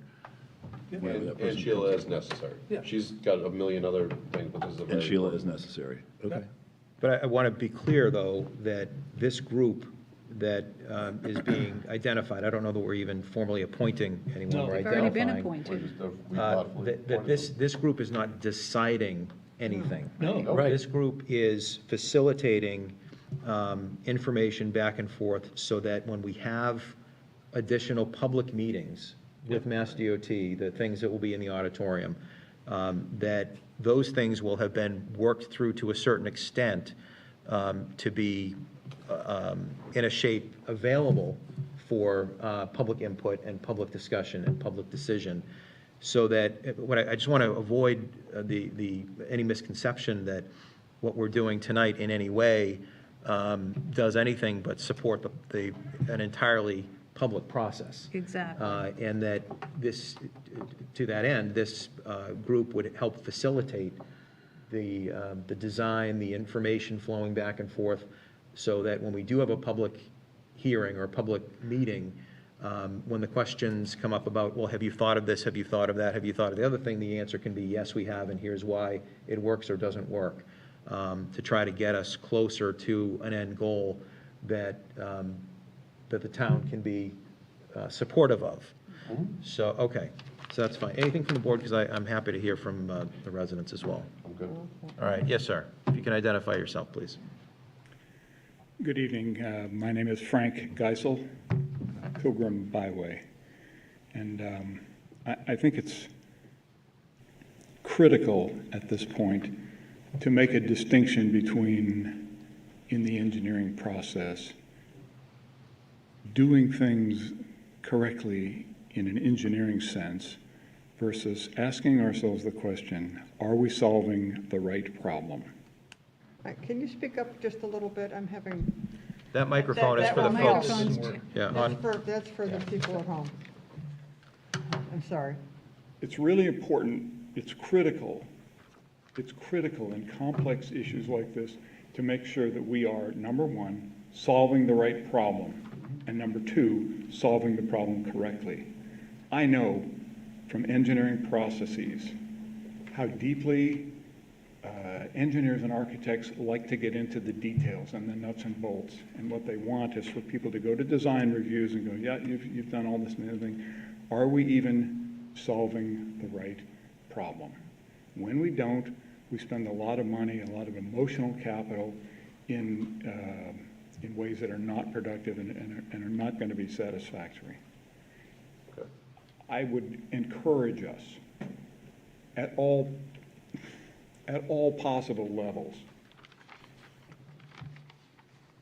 I don't want to say this politely, to put the brakes on the processes that are coming at us from the Department of Transportation, saying to us, essentially, we have designs already. We have designs and plans. I know what that means from an engineering process. They have spent money. I don't think we know how much money.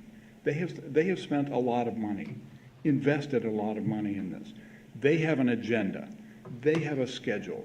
They want to proceed. We do not know where that's going because we don't even know as a town, as a group of people, that we're solving the right problem. And we honestly have to address that from all perspectives. It's critical, from the emotional, psychological, professional, political, spiritual. I don't care, to embrace all of those things. And it's difficult. I understand your difficulty in trying to say we represent our town without having an open forum meeting and ask for 5,000 people to show up. Maybe that's what it's going to require. Because if we don't get there, I can guarantee you we're not solving the right problem. And Yeah, I just want to thank you for those comments, right? So I'm in the same place, all right? So I asked, basically, where are we with the bridge, all right? It's not clear to me yet, right, is basically what exactly is wrong with the bridge and how long will it take to repair? What would be the cost of repair? And so that's the problem we're trying to solve, right? We know that we have a bridge that's not in good shape. We're spending X amount of money, but at some point, based on information I have or has been shared, the bridge is going to fail. All right, but nobody has actually put that nicely into a document that the board and the town can read and understand, right? So define the problem with the bridge, right, and how long we've got. Secondly is DOT have come along and said basically for $180 million you don't pay anything, and this is what we can do, right? So that's an option for us. However, there's also an option that, that we need to also understand is basically this whole 106 review. Again, it's not clear to me. It needs to be described. If we go ahead and pull the 106, right, how long will that take? And what will be what will be the outcome? If it's positive, what influence will it have on DOT to build, to repair, replace the bridge, right? And then the other, I mean, and if we don't get the 106 review, there's still an option out there, which we haven't explored, is basically, yeah, these guys will pay money, but if we don't get the 106 and we don't like what they have, surely there's got to be another option that we need to develop, and that is what would the bridge that most closely look like the Powder Point Bridge, how much will that cost? So I think this is so important for the town that at some point we've got to figure out whether, I don't know how yet, and again, that's part of the problem, is do we need to go out and at a ballot, right? Ask the town, do you want a free bridge, but we don't like the look of it? Or is there a 106 review that's successful or not successful? Then if we do it ourselves, this is how much it costs. So these are kind of, solve the problem. What is it that we need to fix, and how can we fix it, and how much it's going to cost us? And then versus there's free money coming our way, but I don't think we like the look of it. Can we influence that outcome? And then if not, then how much would it cost to build a bridge that we like as a town?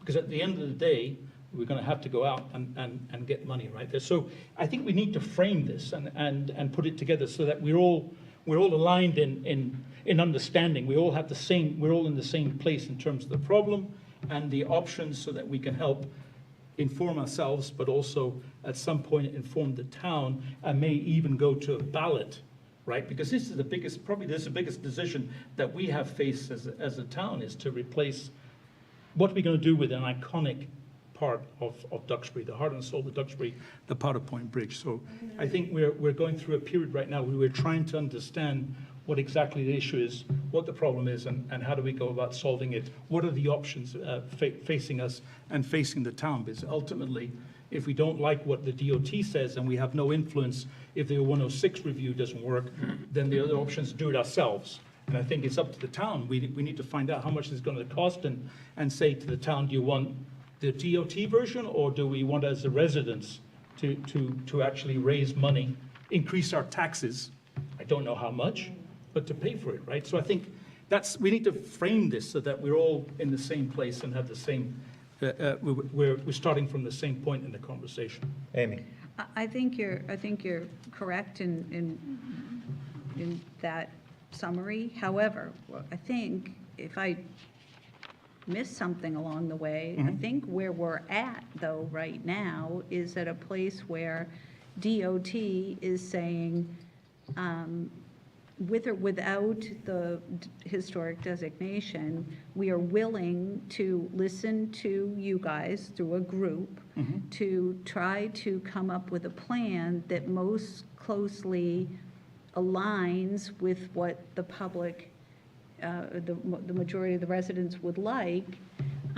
So give us an opportunity to do that. And that's what I was hearing, and maybe I'm being Pollyanna here and super hopeful, and I am. I mean, that's what I thought I heard them saying. So for me, it was important to leave all of our options open and take every opportunity to try to work with the state, because they'll pay the bill. So if we could get something that looks like the bridge, and it may not be wood, but it looks like it, we can come up with something that works for the residents. I think we owe it to all of us to again, open up all of our options, look at all of our opportunities, and then if it doesn't work, you're right, Fernando, then it's either this or this. I think that, I'm sorry. You go right ahead. I'm sorry. Well, I'm just going to say, I don't think Mass DOT is the enemy here. I don't either. And I think that that's sort of how they're being portrayed. I don't think that Mass DOT is the enemy here. And I think I sort of a feeling like I'm hearing that maybe they are. And I don't think they are. If we decide to do something else, they'll walk away. And that's what I heard the other night, that, you know, they don't have any skin in the game. They'll walk away. But I think, I like Fernando's idea, because I like thinking that we could get all of that information together. These are all of the options. Because one of the things I'm not remembering is if, let's say we said to DOT, we're going to do it on our own, all right? We, as residents of this town, want to put $18 million or whatever it is, and we're going to pay for it. You know, we're not going to pay for other things, but we'll pay for the bridge. And if we did that, do we still need to abide by the regulations for mass highways and bridge? I mean, this is what we need to find out. We do, exactly. right? I think I heard they, Abundantly clear. yeah, I Yes. think they said that we So, do, so. we still need to have certain things in place, things that we're not liking very much, because, you know, they're metal and they're too wide or they're too whatever.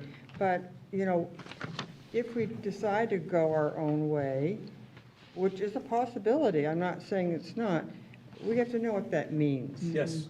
We're not going to put up another wooden bridge that looks just like it is now. It's not happening.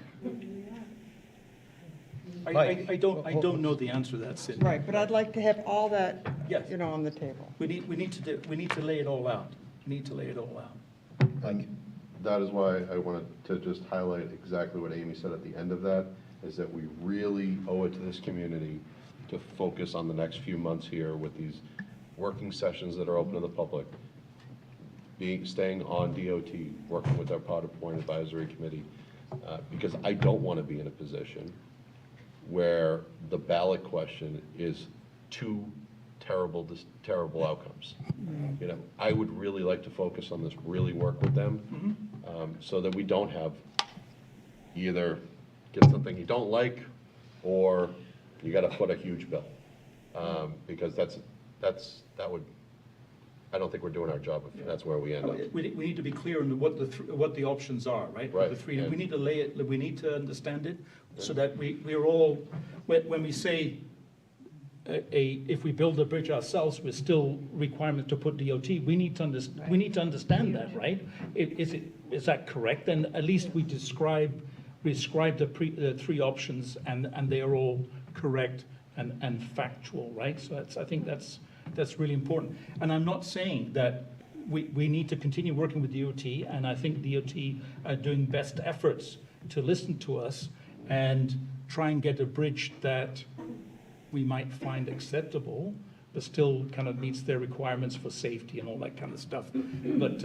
and then there's a 106 review. Again, that's, if we sing it's only three weeks from now, right?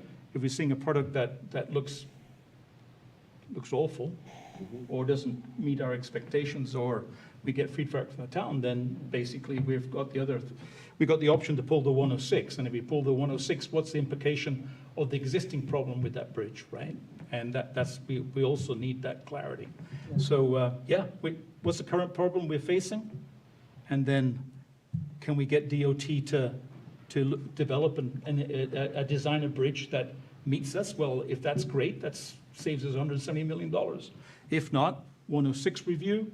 If that's successful, what will be the impact of that? Will we be able to get a bridge that looks like our bridge? Don't know, but we need to find that out. If that's not successful, then basically, hey town, if we want to do our bridge, this is, and it meets the goals of DOT, and DOT will certify it as a public road, this is how much it's going to cost. Because then we'll have to go, I mean, so basically the residents will have clarity, as we will have, what are the options that we're Who's facing. going to lay this out? Who is going to lay this, you know, it seems like we have a understanding of what needs to be laid out, Yep. but there's a lot of questions. Yep. And answers that we really need, and so who's going to do that? Yeah. Maybe the PowerPoint advisory committee.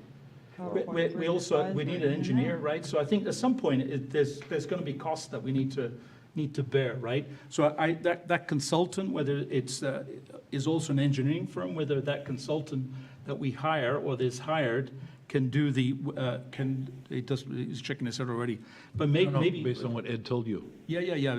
Basically, the person can do engineering as well, right? I don't know. He think wanted so, a yeah. historic preservation person. Yeah. And that, Yep. I'm sorry, that's being paid by something, Yes, donations. Mike? by donation? I just think we're getting a little bit ahead of ourselves with the last piece of that. I think, we've set up a committee here. They're working with us. There's gonna be working groups. Let's focus on that and see how that goes before we start talking about putting out another bridge for, bid. That's fine, but at some point, we're gonna have, well, anyway, I'll leave it there. But Marco, I did speak with Marco about getting a definition on where exactly are we today, right? How many piles are in bad place? How much we need to spend?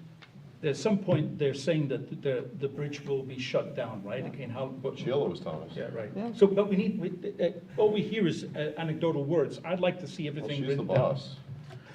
She's the, Well, let me just, so I'll take a turn. So our last meeting, Sheila. When?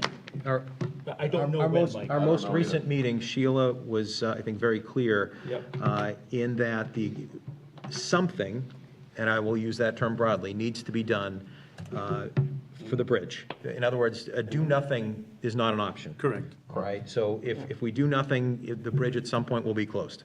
Yep. Whether it's both just vehicles or vehicles and pedestrians. So the question then becomes, this is to Mr. Geisel's point earlier, what is the problem that we're trying to solve? The problem we're trying to solve is how do we get from across the bay, right? We currently have a way to do that. The structure that's there needs work. Sheila, I think, was pretty clear on the current budget requirements, and that the additional repairs needed to keep the bridge open for a sustained period of time is soon going to significantly exceed what we currently have budgeted. And we have many other budget challenges. So the question that we're looking at is what to do about the bridge. This whole concept with a new bridge with Mass DOT is an option. One thing I want to be careful about is in our discussion this evening that we're not in a position to put something on a back burner or put it back on the shelf. All these things that you're talking about are fine, but I think they need to be done in parallel with the process underway, because changing things of this magnitude takes significant periods of time, and I'm concerned that if we decide, after looking at all other options, that yes, Mass DOT's proposal is our best option for whatever reasons the townspeople decide is appropriate, that now we've missed the boat, so to speak, because they've moved on to some other project, and now we're stuck with the existing problem we currently have, and we've eliminated a significant option that we have for us. So I think we're all speaking the same language in terms of what we're trying to accomplish here, but to come back to the agenda item about what we're trying to do for appointing members, what I'm hearing is that we're not looking to appoint any new people to a new board. We're looking to leverage the talent that we have on the existing Powder Point Bridge Advisory Committee, supplemented with regular contacts from the town staff, DPW director in particular, but town manager as well, and that we will continue to receive information from Mass DOT, provide information to Mass DOT, but most important, continue a very public process to get input from as many residents as possible over an extended period of time. And I don't want to Plus keep the going with this all consultant. night, but. Plus the consultant. Right, Yes, okay, I see. thank you. Ms. Hill would like to address us. Please go ahead. Okay, so first of all, I'd like to take a step back, much like Frank did, but in a different direction. If you look around Duxbury, Duxbury is one of the nicest places to live in the world. I've lived all over the world. I've lived all over the country. It's one of the nicest places in the world. How did we get there? We got there because we have lots of very smart, talented, creative residents. And as a government, until recently, we were able to channel all of their talents into solving our problems. so we're able to solve problems for less money and get better outcomes, whether it's on the bridge or whether it's on the schools or a million other things, because we channeled these residents towards certain ends. Now, what I heard, related to that, what I heard from the Mass DOT was they were trying to head off a situation, which is, the more I listen, the more likely to happen, where an outside party files its own Section 106 and becomes a consultant party to the bridge. And so they were asking for people from the town who represent the town, but who have very special skills, the kind of skills that would be on one of these outside groups. For example, particularly architects, not engineers. The thing with the PowerPoint advisory group is that I think it's 4 engineers and a historical, no, there's 1 architect, 1 historical consultant, and I don't know, Fernando, 3 engineers?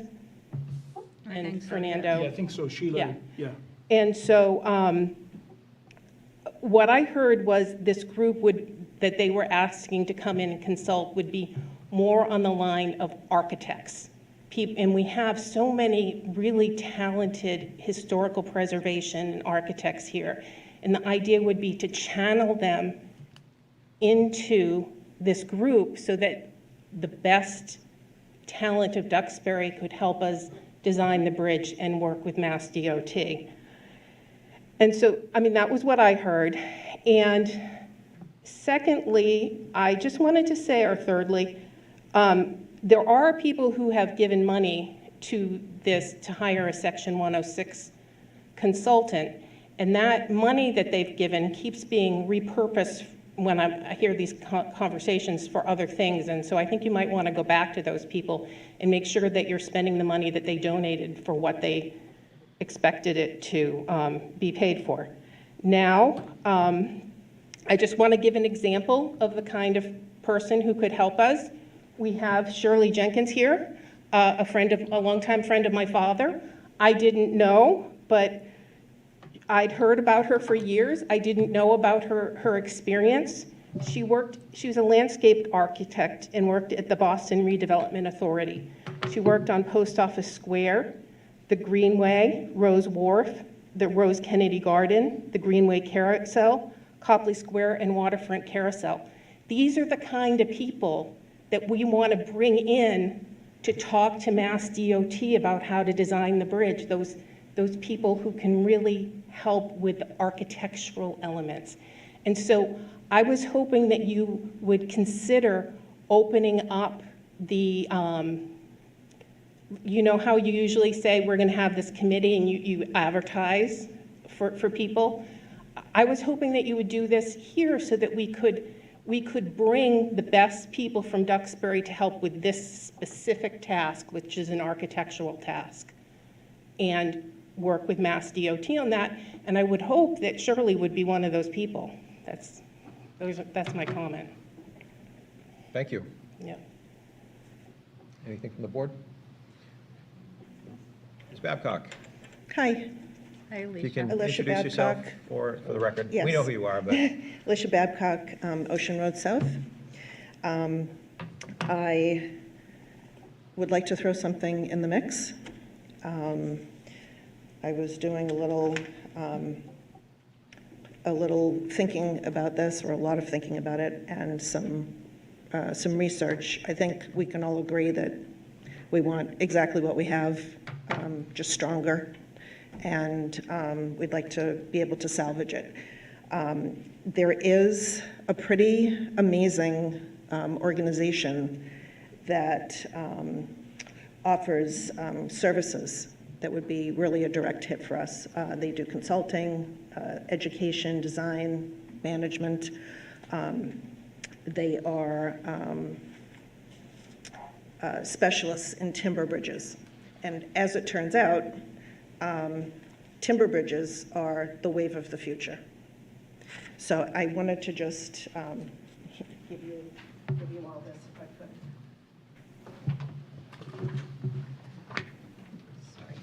Thank you.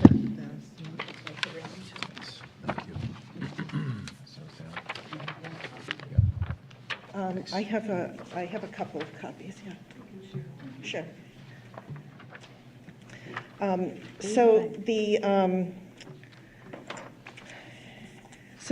firm is called Wood Research and Development, and the gentleman who is the senior engineer and wood technologist, his name is Dan Tingley, Tingley.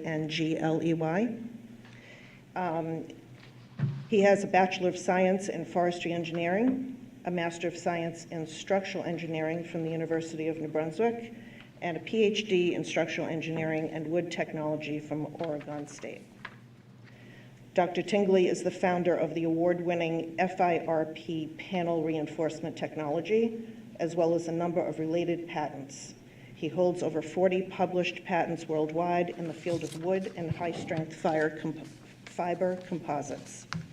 He's written over 150 conference and journal publications. In '96, he was awarded the Charles Pankow Innovative Applications Award and the NOVA Award for Innovation from the Construction Innovation Forum in 1997. He's a licensed engineer in many provinces in Canada, US, and Australia. He has hundreds of structural designs for timber buildings and bridges in service around the world. He has a passion for restoring old timber structures and has designed restoration solutions for hundreds of old timber structures, including the very famous Frank Lloyd Wright structure called Wingspread in Racine, Wisconsin. And his favorite phrase is, just because it's old doesn't mean it isn't any good. There's a pretty great webinar that I watched that I would really, really encourage everybody to take a look at, and I'm happy after the meeting to forward you all the link. But for those watching at home, it's called Amazing Timber Bridges, Design, Construction, and Maintenance, and it's a webinar. The webinar was from Australia. However, the information is universal. Can you repeat that, please? Sure. It's Amazing Timber Bridges, Design, Construction, and Maintenance. And if you Google that alongside Dan Tingley, that should pull it up. Tingley. The website to the firm is, the address is woodrand.com, and that's woodrand.com.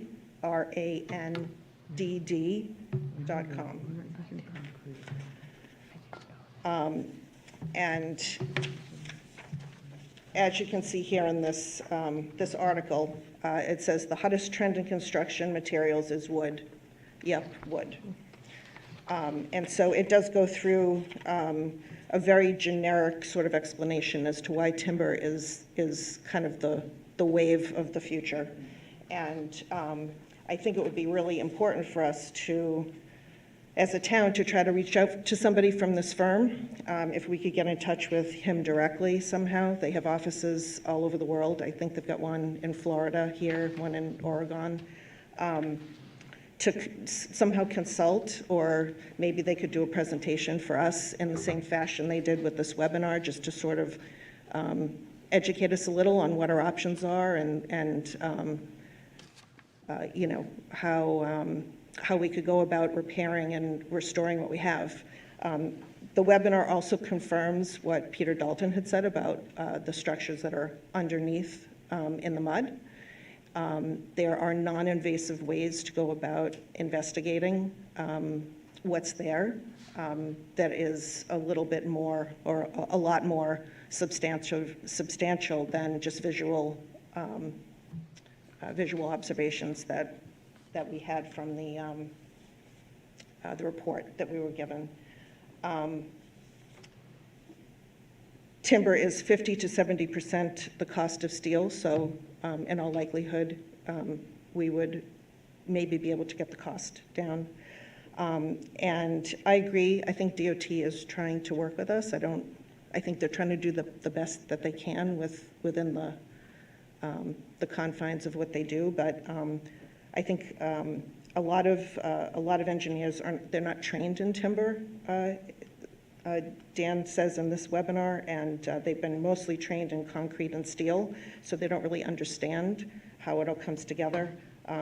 They see it more in terms of high maintenance costs, because that's what they've been dealing with some of these failed bridges, because they've been improperly maintained. Some of the practices of maintenance that a lot of the governments and owners of these bridges are doing are kind of coming from an old playbook that's very antiquated, and maintenance and design and materials have come so far that by using this old way of maintaining, we're actually shortening the life of these wood bridges, specifically due to these vertical spike fasteners that they drive through the deck.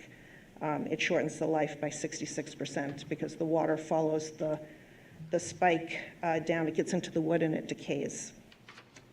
The superstructures, girders, are held in place by vertical bolts most often as well, and those go through the deck and the substructure, and the water gets into the middle of the girders, and those don't last either. And that also goes for the substructure piles. It seems that the worm problem that we're having, not exclusive to our peers, but the worms didn't come first. It was decay that came first, and the worms came later to eat the decay. And that's because of the water infiltration. So there are a lot of benefits to using timber, which I think if you have the time, it is about an hour, the webinar, but it's really worth the time. Right to the very end through the Q&A. I think you'll find it very, very informative, and I think it might help us kind of formulate a direction, because I think that's really all what we want in our heart. We'd love to have what we own already, but just stronger. And I think it's very possible, according to this. Yeah. So I'll forward you the links, if that's all right with you, and maybe we could ask the Powder Point Bridge Committee to continue looking into this, or whoever, or maybe Sheila, or whoever you think is appropriate. Okay? Just to be clear, Yep. Lisa, just to be clear, I would very much love to have the Powder Point Bridge built of wood looking exactly the same, right? Yep. So the question comes down to is, right, there's one option on the table for us. Yep. The DOT will come and do it, and they'll try and make it as wonderful as they can. Yep. And the other option is basically we build it ourselves out of wood, right? And so we, at the end of the day, as a town, we've got to basically look at the DOT, what it looks like, and is it acceptable? And then basically, how much does it cost to build a wooden bridge or replace it or do whatever remedial action it is, because we'll have to pay for it. I know that there's a 106 review that could possibly enforce, again, I don't know all these things, and that's why I keep on coming back, is we need to lay out those options and the cost estimates and the problems that we're trying to solve, such that we, all of us, can make an informed decision as to what we want to do as a town. Because ultimately, to build a wooden bridge, we will need to go to the annual town meeting, and then we will need to go to a ballot, because it's going to be 30, 40, 50, I don't know. Right. But it takes time, and it takes cost, right? To be able to do this work, we need to hire a consultant, an engineer or something like that to do that work, because to build it out of wood, I don't think, totally out of wood is what you're saying, I don't think the DOT are in that space, like you said, right? They've got certain ways of doing Right, things. but with guidance from a consultant of this nature, maybe they would be open to trying something. I know it's a little out of the box for them, but there's a lot of material there that's very, very salvageable. We'll mention it to Marco and in Yes, conversation. and also, you know, steel, the perception is that steel and concrete are stronger, but it's no panacea for the problem. I'm mean, not it does debating any rot, of- you have to sandblast it and paint it, it I'm not requires debating any of maintenance. that. Those don't last very long either. They're supposed to last 100 years. They really last maybe half that, if you maintain it, so. Alicia, I'm not debating what you're Yeah, saying is. no, I know, not I debating know. it. I'm just Yes, no, saying, I'm on the team. I'm just Yeah. I'm just bringing you info. Yeah, yeah. We appreciate it We very appreciate much. very That's much. ve- No this is problem. We very appreciate it interesting. much. Thank you. Well, Christine, before you go again, I'd like to hear from someone who hasn't had a chance to go. I So, just ma'am. wanted to say that we're doing Greenheart, we're searching for, we have somebody researching just repairing the bridge with Greenheart and the actual cost if you do it all together. And so we'll be presenting, I'll have that information in, I think, about a month. And then if you repair the bridge instead of building a new one, then I think the regulations change, so it's easier for us to keep the bridge. That's it. May I ask a question? Please. Who's we? Save our bridge. Who's we? So, yeah, I'm just curious. It's a group.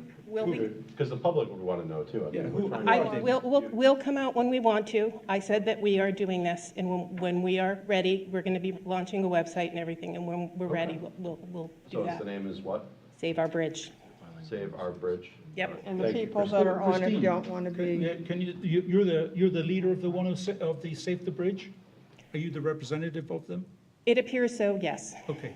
Are you going to, as a representative of Save the Bridge, are you going to file a 106 review? We're discussing, Okay, and then we're going to ask to be a consulting party, okay. okay?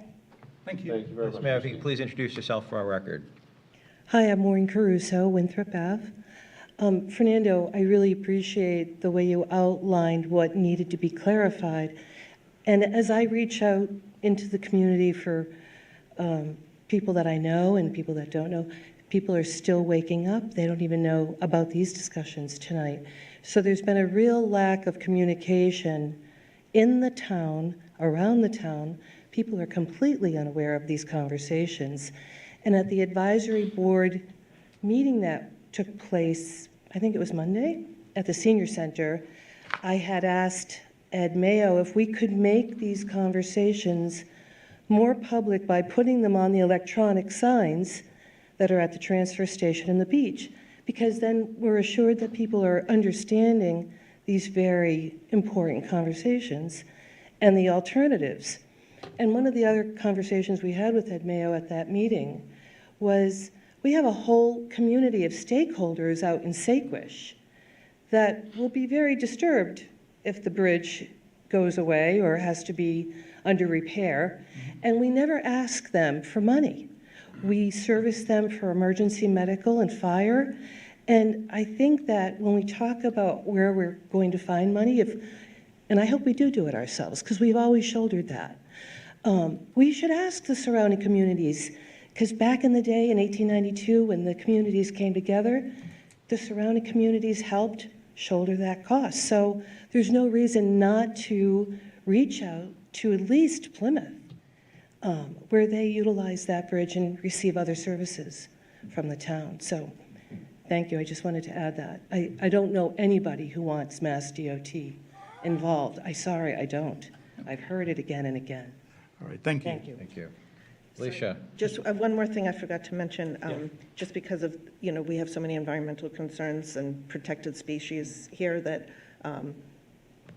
that this is a much safer and more environmentally friendly thing to do, obviously, than all of the silica and the cement and everything.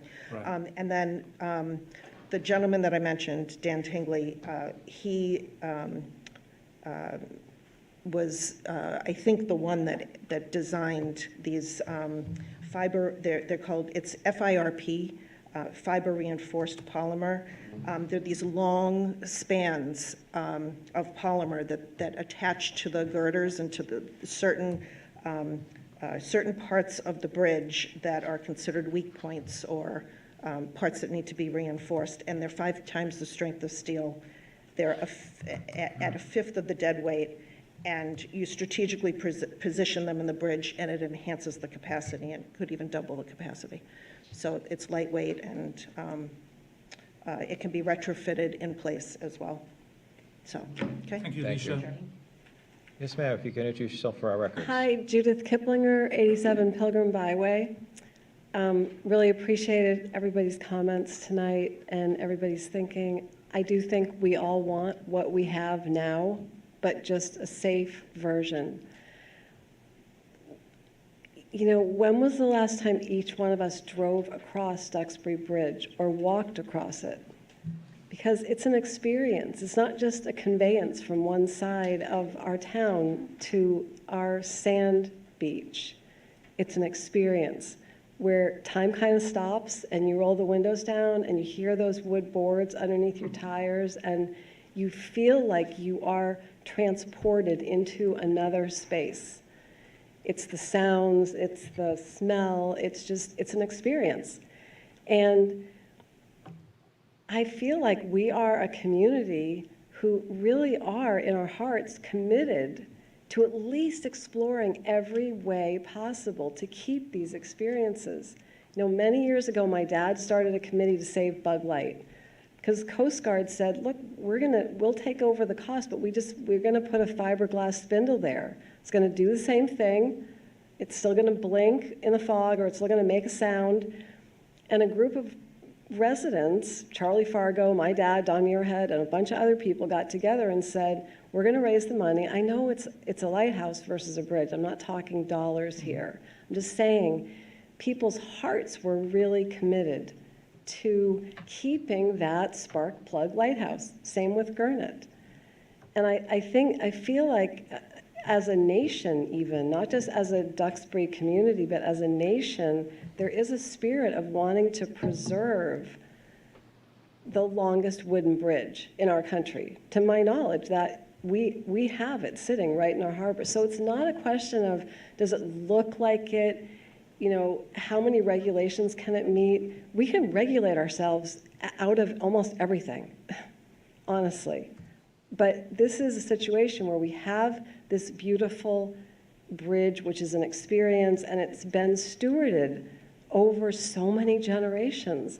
You know, many of us sitting in this room can go to the archives at the old library, and you can look at, you know, our neighbors' names, our parents' names, whatever, relative to the beach and the bridge we live in a historic town. These things do take creativity, they take time, they take resource. I'm not saying that the people of the select board or even the people as the town manager or the DPW manager has all that time to do all that, like Amy just said. Who's going to pull all this stuff together? But there are residents who are willing to put their time in to make these things happen. And I think when we talk about the DOT, and I don't know anything about the DOT other than the meeting that I came to, and I've looked at all the documents on the website pertaining to the Powder Point Bridge. And like, I'm sorry, I don't know your first name.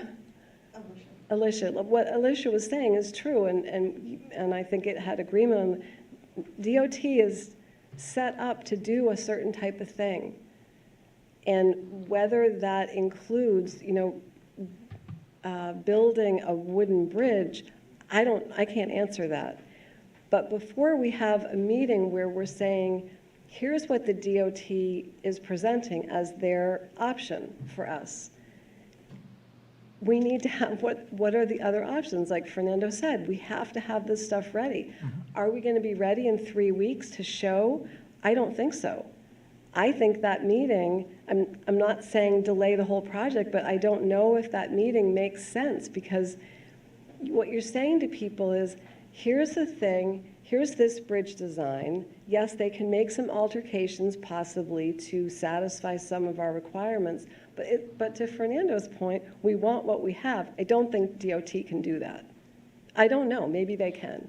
But to say it's going to be a free bridge or else what? We don't even know what the other costs could be. We don't know what Tingley's type of bridge would cost. We don't know what repair, but we're working on it. There is a team of us that are working on it, on actually having engineers come and give us some proposals, because we're trying to get up to speed so that we can be presenting a viable option for other people for the board to say, yes, we want to look more closely at this, or no, we're not interested in this. We just want a chance to say, what can we actually do? Like, if we could dream big, we want our bridge, we want that sound, we want our kids and our grandkids to have that experience.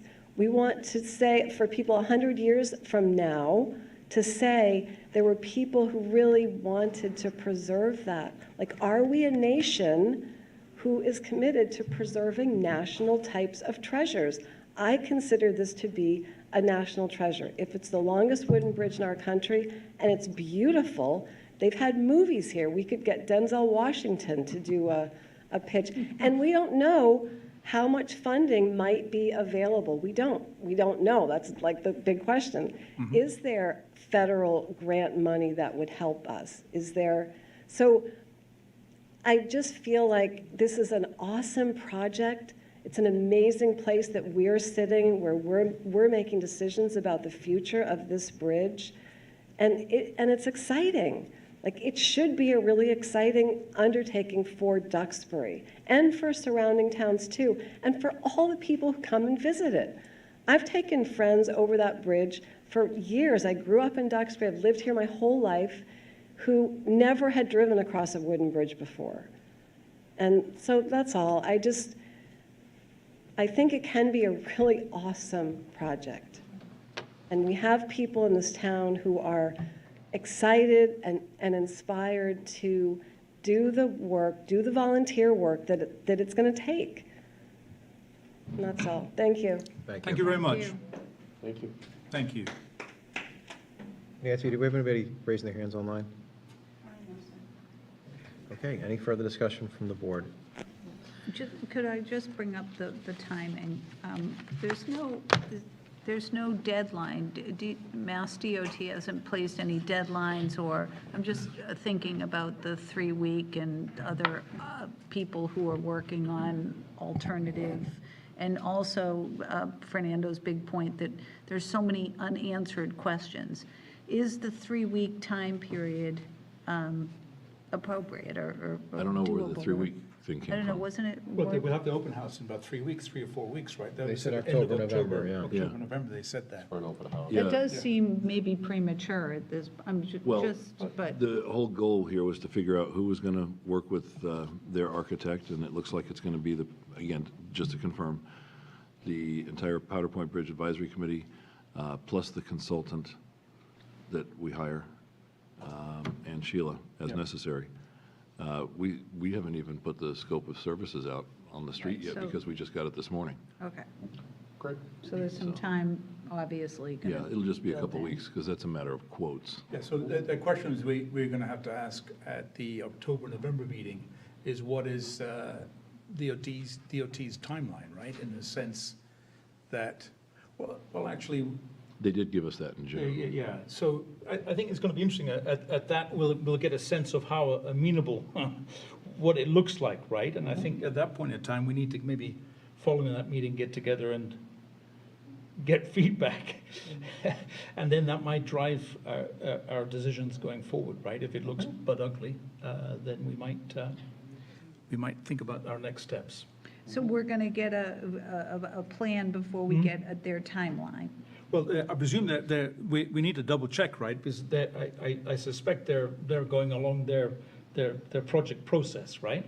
So we'll find out in October where they are, right? This is the design, and then we get the timeline, right? At some point, there's going to be decision-making process here whereby DOT says, by this date, we'll put in this kind of money, and, yeah.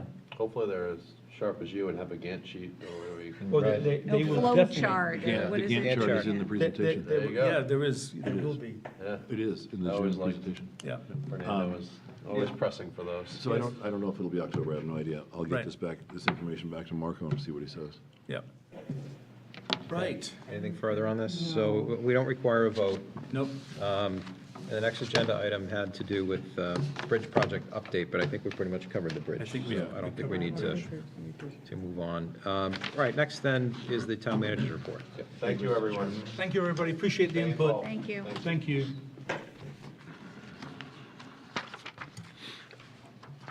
So, you still here? Yes, he is, thank God. 2 quick updates. I'll give you the quickest one first, Yes. which is the Old Town Hall employee survey went out this evening.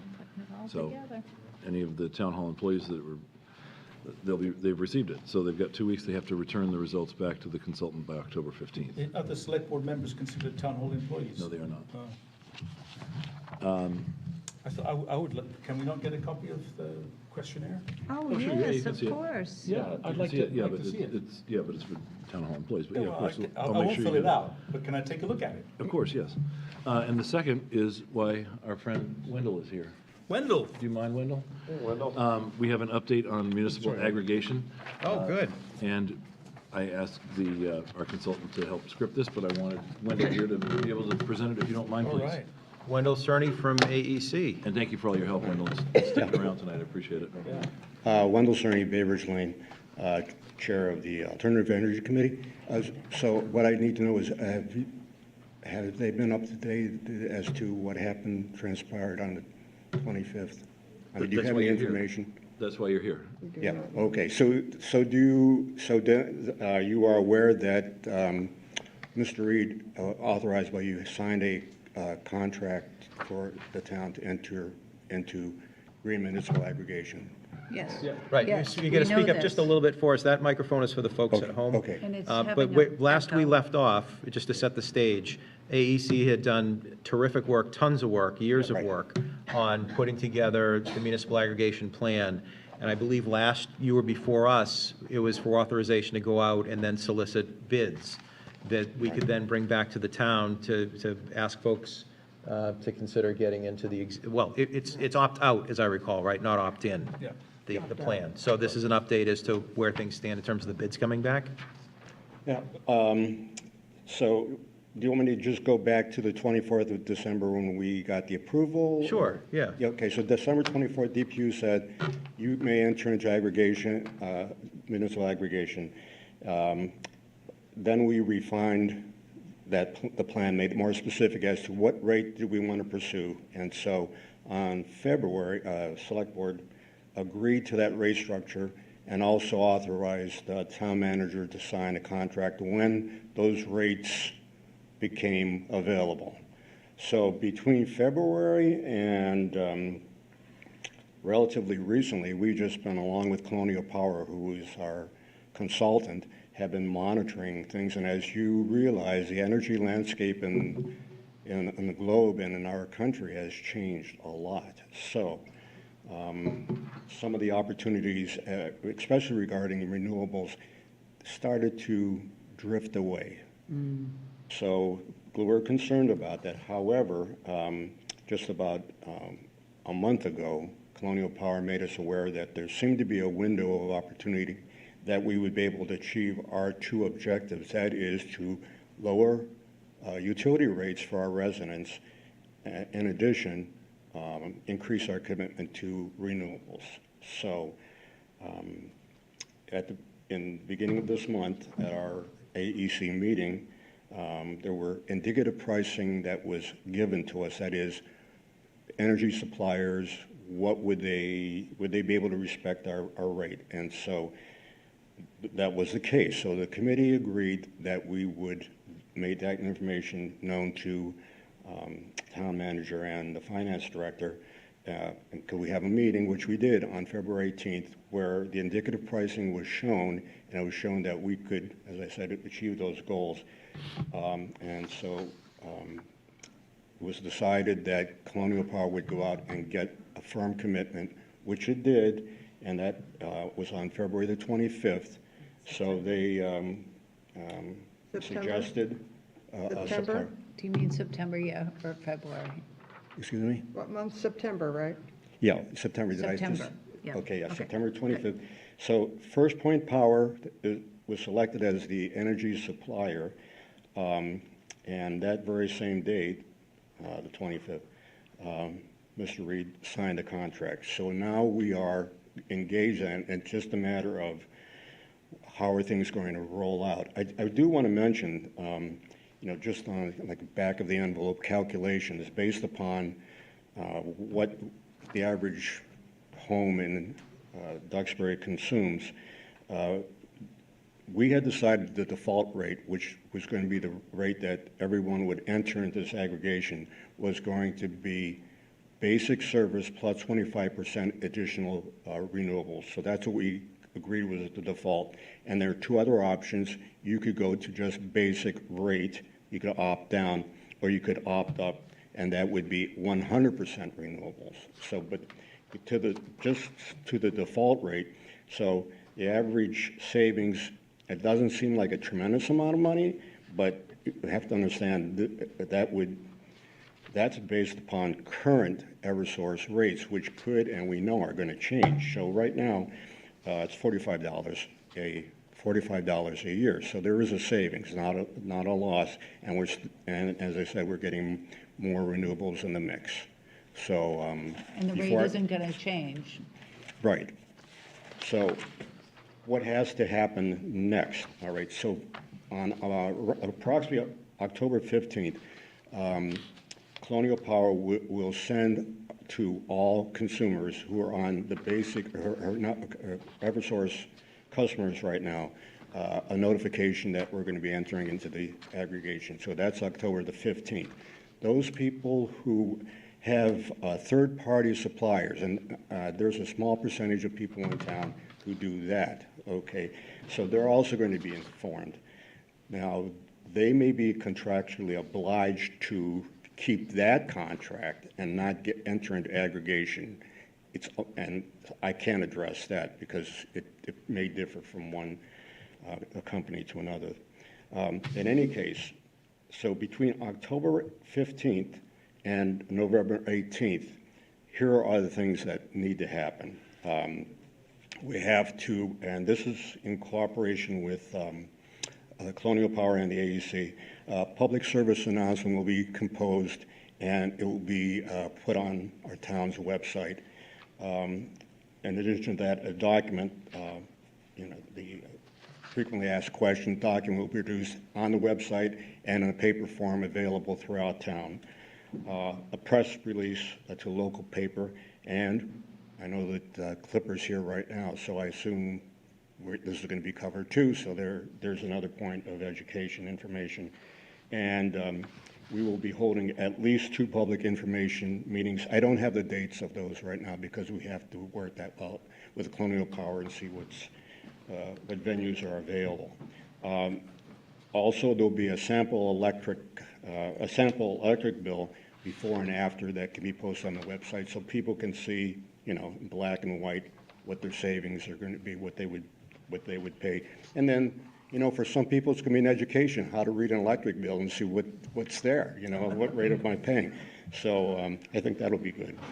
And then Colonial Power will be giving to the town a website link to Colonial Power website, but which is a dedicated Duxbury site. So you click that on, go to the link, explains everything, and that becomes operative. That's where people will be able to, after November 8th, by November 18th, people are able to opt out. And after that point, you're still able to opt out. That's always going to be, I think that was the understanding. Everybody understands that there's always the opt-out option. So that will be available through the website. So the deadline for opting out, in that period of time is November 18th, and the metering, the aggregation, the savings begin with the December 2025 meter readings. Just in time for the Christmas lights, it's good. Yes. Yeah. Yeah, so what do you think? That's great, Wendell. This is really phenomenal. And I know you mentioned a couple of times on the opt-out, but I think it's going to be, people will be hard-pressed to opt out when they're actually saving, because when you opt out, you go back to the default Eversource rate, I think, which is likely to be more. And you've got 3 options here. You've got the default, which, as you mentioned, includes 25% renewable energy. Or you could opt down, as you said, which would be just basic electrons coming from wherever. Right. Or you could opt up, which you would have 100% renewable. Now, for that, now, I don't know, I'll be honest, I don't know how many people are going to do that because that does result in a net, it's more than what you would be paying to Eversource or the default, so they're paying more. but there may be some people say, you know what, we're going to do that. We're committed to this. We're going to, just like you were talking about water conservation, we're going to do energy conservation in our home, and we're going to bring down the cost by doing that, so. This is terrific. Lots of moving parts. I know there were so many things you needed to do to pull this together, multi-year process, as I said. I think this is a big win for the town. And I congratulate you and the AEC for a successful result in something that you worked really hard to do. Well, you know what, we appreciate you being receptive to this, too. So there are some people on the select board I've talked to years ago when I first became chairman, and this was like a dream at that time. And everyone has been receptive and open to the work that's done, and the committee has worked very hard, and hey, great. We're here. Excellent. Comments? Thank you, Wendell. Thank Okay. you, Wendell. No, this is really good. Asking for a friend, are there any litter sweeps coming up? Geez, the litter sweep. Okay, all right, this is a different topic. A different topic. Yeah, so trying to go to a different model. You've been involved, Brian, I know. And so trying to do an adopt a street, and it's really my failure to kind of try to carry through on that. But this fall, now that this is happening, we'll get back to that too. But that's not an AEC thing. But You might have a volunteer in my house. you, Abby. Abby, I know. Yeah, exactly. That's Send your great. kid Thank you out very much, there. Wendell. Geez. Oh, two other things. We have other things that we're working on, and that we'll try to schedule an appearance at another time. And we do have a question. We're not exactly sure who the liaison is right me. now. Okay, It's me. thank you. All right. Thank you. Any questions? No, it's very, congratulations. Yeah. And I just want to point out, we do have a couple of people on, and this is Deborah Donovan, who Hi. is here from the committee too. We appreciate this on behalf of the town and the planet, so thank you. Thanks for all your hard work. Whoa, You're helping the planet here, a little bit at a time. Job well done. Thank you all. Thanks, Wendell. Thank you. It's terrific. Hey. Thank you. One more item. Please go right ahead. I had an email this evening from Amy Questle in which she said, Rainey, the AG approved the MBTA zoning. Her comments regarding the inclusionary zoning are standard. Thank you, Amy. So there it is, official and blessed by the AG's office. So we're compliant. We are. Nice. I think we are, yeah. Let's see. Jesus, let's hope so. We approve 1 and 3. Busy day.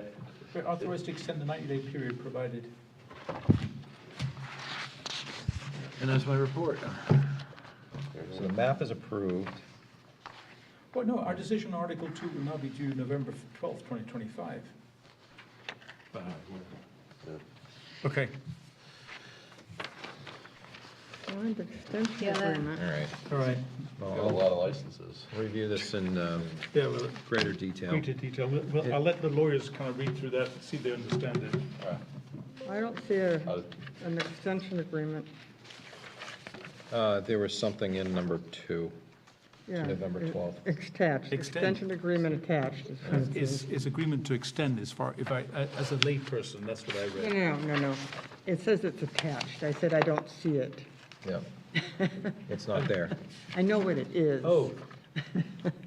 Sorry. That's all right. Right, we will now extend that deadline. Article 2, by agreement, the town, we have extended that deadline position, or Article 2, for 45 days. Anyway, it doesn't matter. I'm sure you guys know. Right. Committee appointments, can we do that? We can. I'm just looking to see if there's anything else we need to discuss on this before we go on. All right, so we'll put a pin in this. Yep. All right, let's move on next to committee appointments, reappointments, resignations.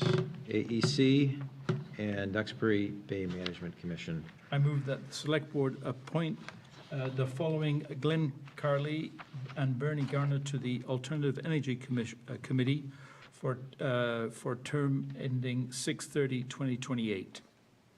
I also move that the Select Board appoint to the Duxbury Bay Management Commission the following: Joseph Messina, Richard Kleinman, and John Lovett for a term expiring 6/30/2028. I have a question for you, Fernando. You're the Yes, sir. liaison with the Bay Management Commission. Yes, I believe, am. Right. Did we not have an issue with that commission either not meeting a quorum or not meeting, or I seem to recall some issue with the administrative functions of that commission, and I wonder if reappointing the same people has there been any discussion to make sure that there aren't any issues going forward? I just want to make sure that this is an opportunity for us to make changes if changes are necessary. This is the Bay Committee. I've got Yeah. good news, all right? Peter quickly sent me a heads up. Okay, so they finished the update of the State of the Bay, and it's very good. It's great work. I know they had a meeting last Wednesday. I wasn't able to attend. I was in another meeting, and so I'll check up with Joe. They have been meeting, and they Okay. reviewed that document, so I'm hoping, I did speak to Peter, so let's get this in front of the Select Board as soon as possible, because essentially, we've got to do something. Right, he generously donated, I Yes. think, his time or And funds, resources yes. to do do that that. study. Yep. But wasn't it a two-part study that was, I thought there were two studies happening, or two studies proposed. One in which they look at the kind of functionality of the bay and all the moving parts and, who's doing what where. And then there was a actual water quality. Yes, that's of in the- there. So are they Yeah, combined, they're or are these combined. Well, two as far different as I can- studies? The executive clearly states that the issue that we're facing as a town with regards to water quality, there's some recommendations to address it. And these are big issues Yeah, and big okay. topics so I'm looking for, I want to wait and let Peter and the Duxbury Bay Commission come before the board and basically present the results and their recommendations. So Would they were that- able to have a quorum. Is that? They were able to have a Yes, quorum. yes. So I wonder if for that meeting, if we should think about who should be at that meeting. Should Concom be a part of I'll that let, presentation, or Board of Health, or, maybe I'll let the Joe Messina and the maybe it boys. could be a bigger audience, I'm Yep. thinking, if it's Yeah, a big because report. it's obviously nitrogen, right? So, You may want to mention it to Concom. yeah. What are we talking? All right, so we think we still have the right people. Yeah, still have the right Okay, people, all right, correct. All right, great. Very much so.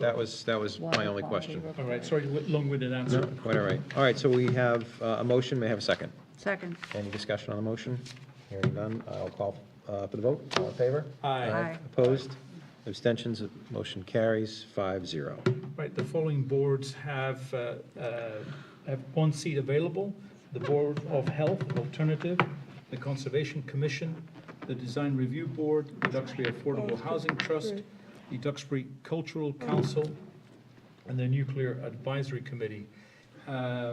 The following boards have two seats. That is the Economic Advisory Committee, and the following boards have three seats available: the Alternative Energy Committee, the Duxbury Bay Management Commission, the Municipal Commission on Disabilities, and the Taxation Aid Committee. If anyone is interested in volunteering on a board or committee, you're encouraged to fill out a talent bank form, which can be found on the town's website under the Forms and Documents tab. Rainey, can I ask, some of these have 3 vacancies. Are any committees having issues with quorums? Not that's been brought to my attention. I had sent a email to Wendell earlier today, because I can't believe there's 3 people off his committee. I thought that we'd reduce the size of the committee. We had, and so I have to work on it. He didn't, I don't think, he probably didn't see it. Okay. All right. And, but I'm going to follow up on that one. Well, I can't say it enough that we are a town full of tremendous volunteers, and we're very fortunate to have the folks that we have. But there are still opportunities for folks who may be waiting for an opportunity to tap on the shoulder. So well, I certainly find that our existing volunteers are often a great resource to identify additional volunteers in the community and ask them to keep their minds and eyes open for these opportunities when you see someone who might be a good fit. All right, so that's committee reappointments, and we didn't have any resignations, right? Correct. Okay. Great, so we have a number of one-day liquor licenses. The first is Crossroads Over the Moon fundraising event for October 18th.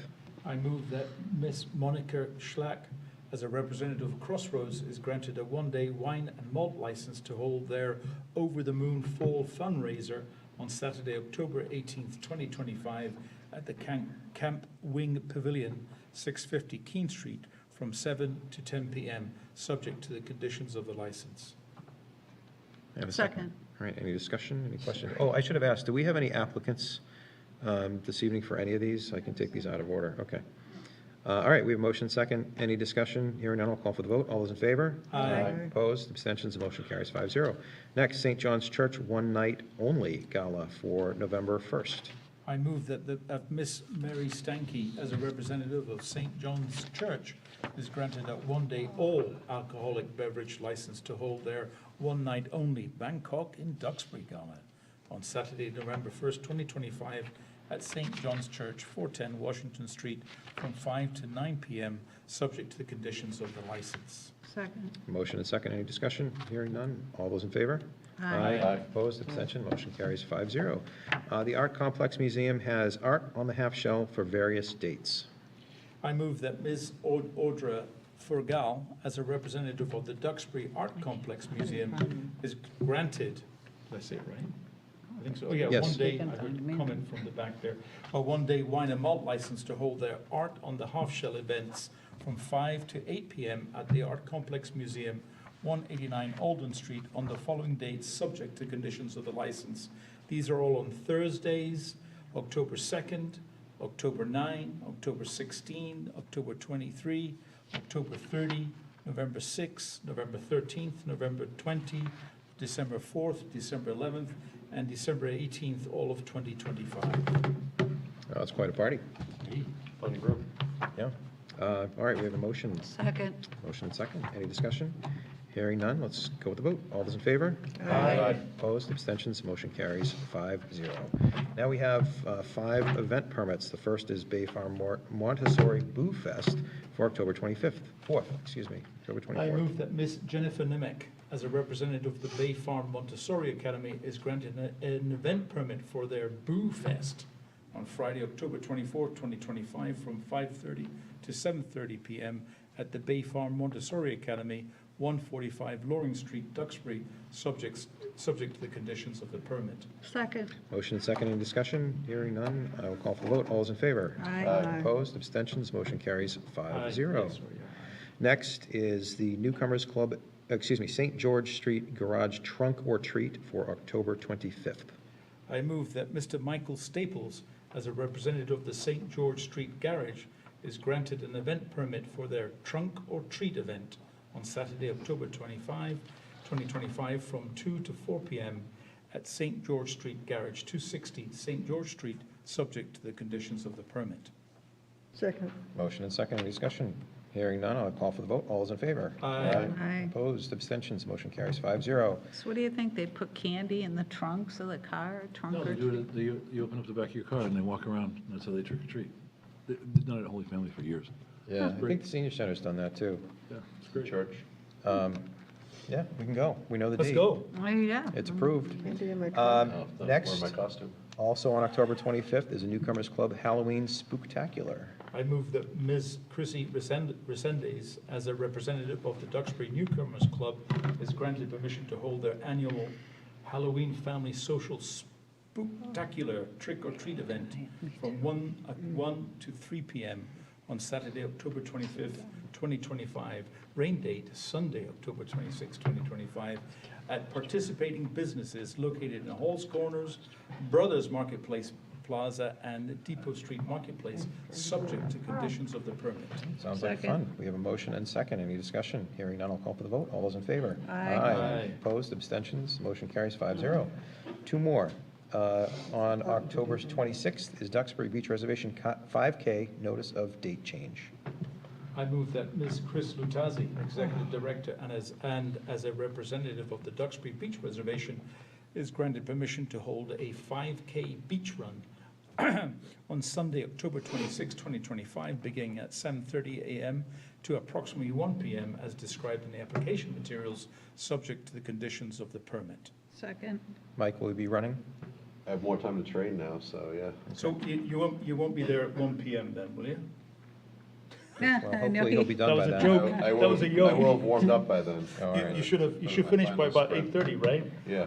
You know what, even if he was, it is a commendable effort, so. Well done, Michael. I commend everybody who I see does Chris this. is on the screen. Chris, would you like to say anything about the 5K?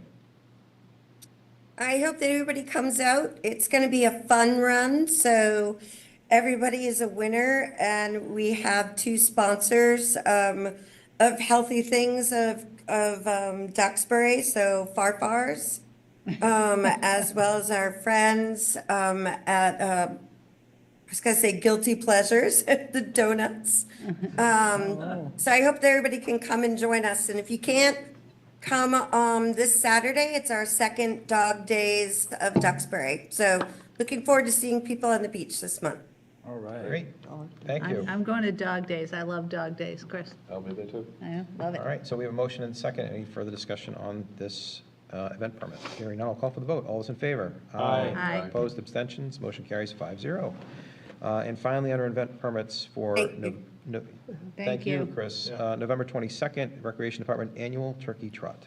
I move that Ms. Loretta Doyle, as a representative of the Duxbury Recreation Department, is granted a permit to hold their annual Turkey Trot Fun Run on Saturday, November 22nd, 2025, from 10 to 12 noon, beginning and ending at the athletic fields located at 130 St. George Street, in front of the Steel Field House, subject to the conditions of the permit. Second. We have a motion and second. Any further discussion? Hearing none, I will call for the vote. All those in favor? Aye. Opposed, abstentions, motion carries 5-0. I suppose, Michael, you'll also be doing that one. I just hope more people go to that one, because one year I actually was like in a significantly low number of, over 40-year-olds. Oh, really? Yeah, I shouldn't be meddling, put it that way. We need more people to show up to the turkey trot. Well, I enjoyed watching you run past and run back. I always give you a yell. Make us proud, Mike. Yep. We have some minutes. First is a set of executive session minutes from August 11th, 2025. I move to approve the August 11th, 2025 Select Board Executive Session Minutes A regarding Duxbury Energy Story LLC versus Duxbury ZBA et al., with the contents remain confidential until the need has passed. Second. All right, motion and second. Any discussion? Hearing none, I'll call for the vote. All those in favor? Aye. Opposed? Abstain. Abstain. I was not present. Okay, so who was aye? Aye. I have two. Oh, aye, sorry. All right, 3-0-2. Yep. All right, thank you. So I move to approve the 8/11/2025 Select Board Executive Session Minutes B regarding Carmichael versus Duxbury Conservation Commission, with the contents to remain confidential until the need has passed. Second. All right, motion and second. All those in favor? Aye. Abstain. Aye. Abstain. Okay, we have 3-0-2. All right, so those were executive session minutes from August 11th. Now we have open session minutes from, does anybody have any comments on any of the minutes? I could vote them all at once? Okay. One set of minutes has me listed as absent, but then I am very vocal during the time. Oh, So, which even date is when that? I'm not here. It's like. It's they- amazing. You were texting. What date is Oh that? my God, I think, hold on. Should be at the top of every page. I know, I'm looking for him, it's not the last. Right there. Oh, 8:25 and I 9:15, it think says you it's cannot the vote. 15th. I'm September 15th. absent, but then I talk a lot. Let's look. Sorry about that. Important comments, not just talking a lot. It's, Is it the Quite a 15th? I'll It's- separate those two. Yeah. I'm not sure that that's the one. Can we generalize it? I don't, Yeah, no, the 15th, you didn't have a comment. okay. Yep, so I removed that. I'll make a note. Yeah, you Okay. can take that out. All right. All Or right. you can put it with the 8th. the Yeah, I'll 15th do and that. the 8th. Yeah, I'll do the 8th and yep. Okay, you ready? Yeah, go right ahead. All right, I move that the Select Board approves the 11th of August 2025 Select Board Open Session Minutes as presented. second. Any discussion, corrections, edits? Hearing none, call for the vote. All those in favor? Aye. Abstain. Abstain. Okay, any opposition? 302 on the August 11th open session minutes. Okay, I'll split them all up and do the last three, okay? Sure. I move that the Select Board approves the 25th of August, 2025 Select Board open session minutes as presented. Second? Any corrections, updates, et cetera? Hearing none, I'll call for the vote. All those in favor? Aye. Opposed, abstentions? I move that the Select Board No, approve. just before you do that, were there any abstentions on that one? No. All right, 5-0, great. I move that. No, I haven't done the 9:15 yet. I kept it separate. The 25th, I think, she was absent. She was Okay, absent. so No, I'll I thought abstain you on said the the, 9:15 she was absent. No, no, the other way it around. has me listed as absent, but I was really Well, no, here. you but- said basically you were the absence for both. No, I was here for one because I Is talked. that- all right. So so we have to make the motion again then? No, the motion's fine. No, you're fine. She's going to abstain. Just has to abstain. So all those in favor? Aye. Aye. Opposition? Abstain. Me. All right, 4-0-1 for the Okay. 8/25/25 minutes. Okay. I move that the Select Board approves the September 15th, 2025 Select Board open session minutes as presented. And we have to edit those. That has to be edited to say that I was here. Right. So But as amended. Nancy has that. Amended, yep. As amended. All right. All those in Second. favor? Aye. Aye. So that's 5-0. And then we have September 8th. I move that the Select Board approves September 8th, 2025 Select Board open session minutes as presented. Second. We have motion and second. Any discussion, corrections, additions, edits, et cetera? Hearing none, I'll call for the vote. All those in favor? Aye. Opposed? Abstentions? I believe I wasn't here on the 8th, is that correct? Those all can vote. Okay. And I. All right, 5-0. Thank you. All right, so we have completed the minutes. How about, would you like to declare a bonus shellfish season? I would love to declare a bonus shellfish season. Well, please do. I move that Select Board declares a temporary bonus shellfish season for, 1, the commercial harvesting of soft shell clams for the month of October, regulations as attached. 2, the commercial harvesting of cohogs clams. Good job, For the month of Fernando. October, regulations attached. Notice the chair kind of spelled it. Oh, you phonetically. This is yeah, teamwork. yeah. This is teamwork. This is teamwork. I Thank thought you you'd very been much, working Chair. on it. Thank you, All Chair. right, we have a motion. Do I have a second? Second. Motion and second, any discussion? Hearing none, I'll call for the vote. All those in favor? Aye. Aye. Opposed, Good job, guys. abstentions, 5-0. Some announcements. Yes, I believe there is an announcement. All right. The next scheduled Select Board meeting will be Monday, October 6, 2025, at the Senior Center, Ellison Room. There will be an executive session at 6 p.m., and the open session will start at approximately 7 p.m. All right, can we just emphasize that's a change of location, Senior Center, Ellison Room. Don't And come not to Town open Hall. to the public till 7. Right. That will be, Do I need to, is it? I think so. I mean, Is that everybody said that. correct? Do you want to repeat? no, everybody said it. Rainey, will it be telecast by That's what the. pac-tv? Activity. So there'll be, okay, great. So please note that the meeting on October 6th will be at the Senior Center, Ellison Room. There will be an executive session starting at 6 p.m., so don't turn up until approximately 7 p.m. Perfect, thank you very We good? much. Yes. Motion to adjourn. So moved. Second. Second. All right, motion and second, any discussion on the motion? Hearing none, I'll call for the vote. All those in favor? Aye. Opposed, abstentions, motion carries. We are adjourned. Thanks, everybody. Aye. Job. Anything to sign?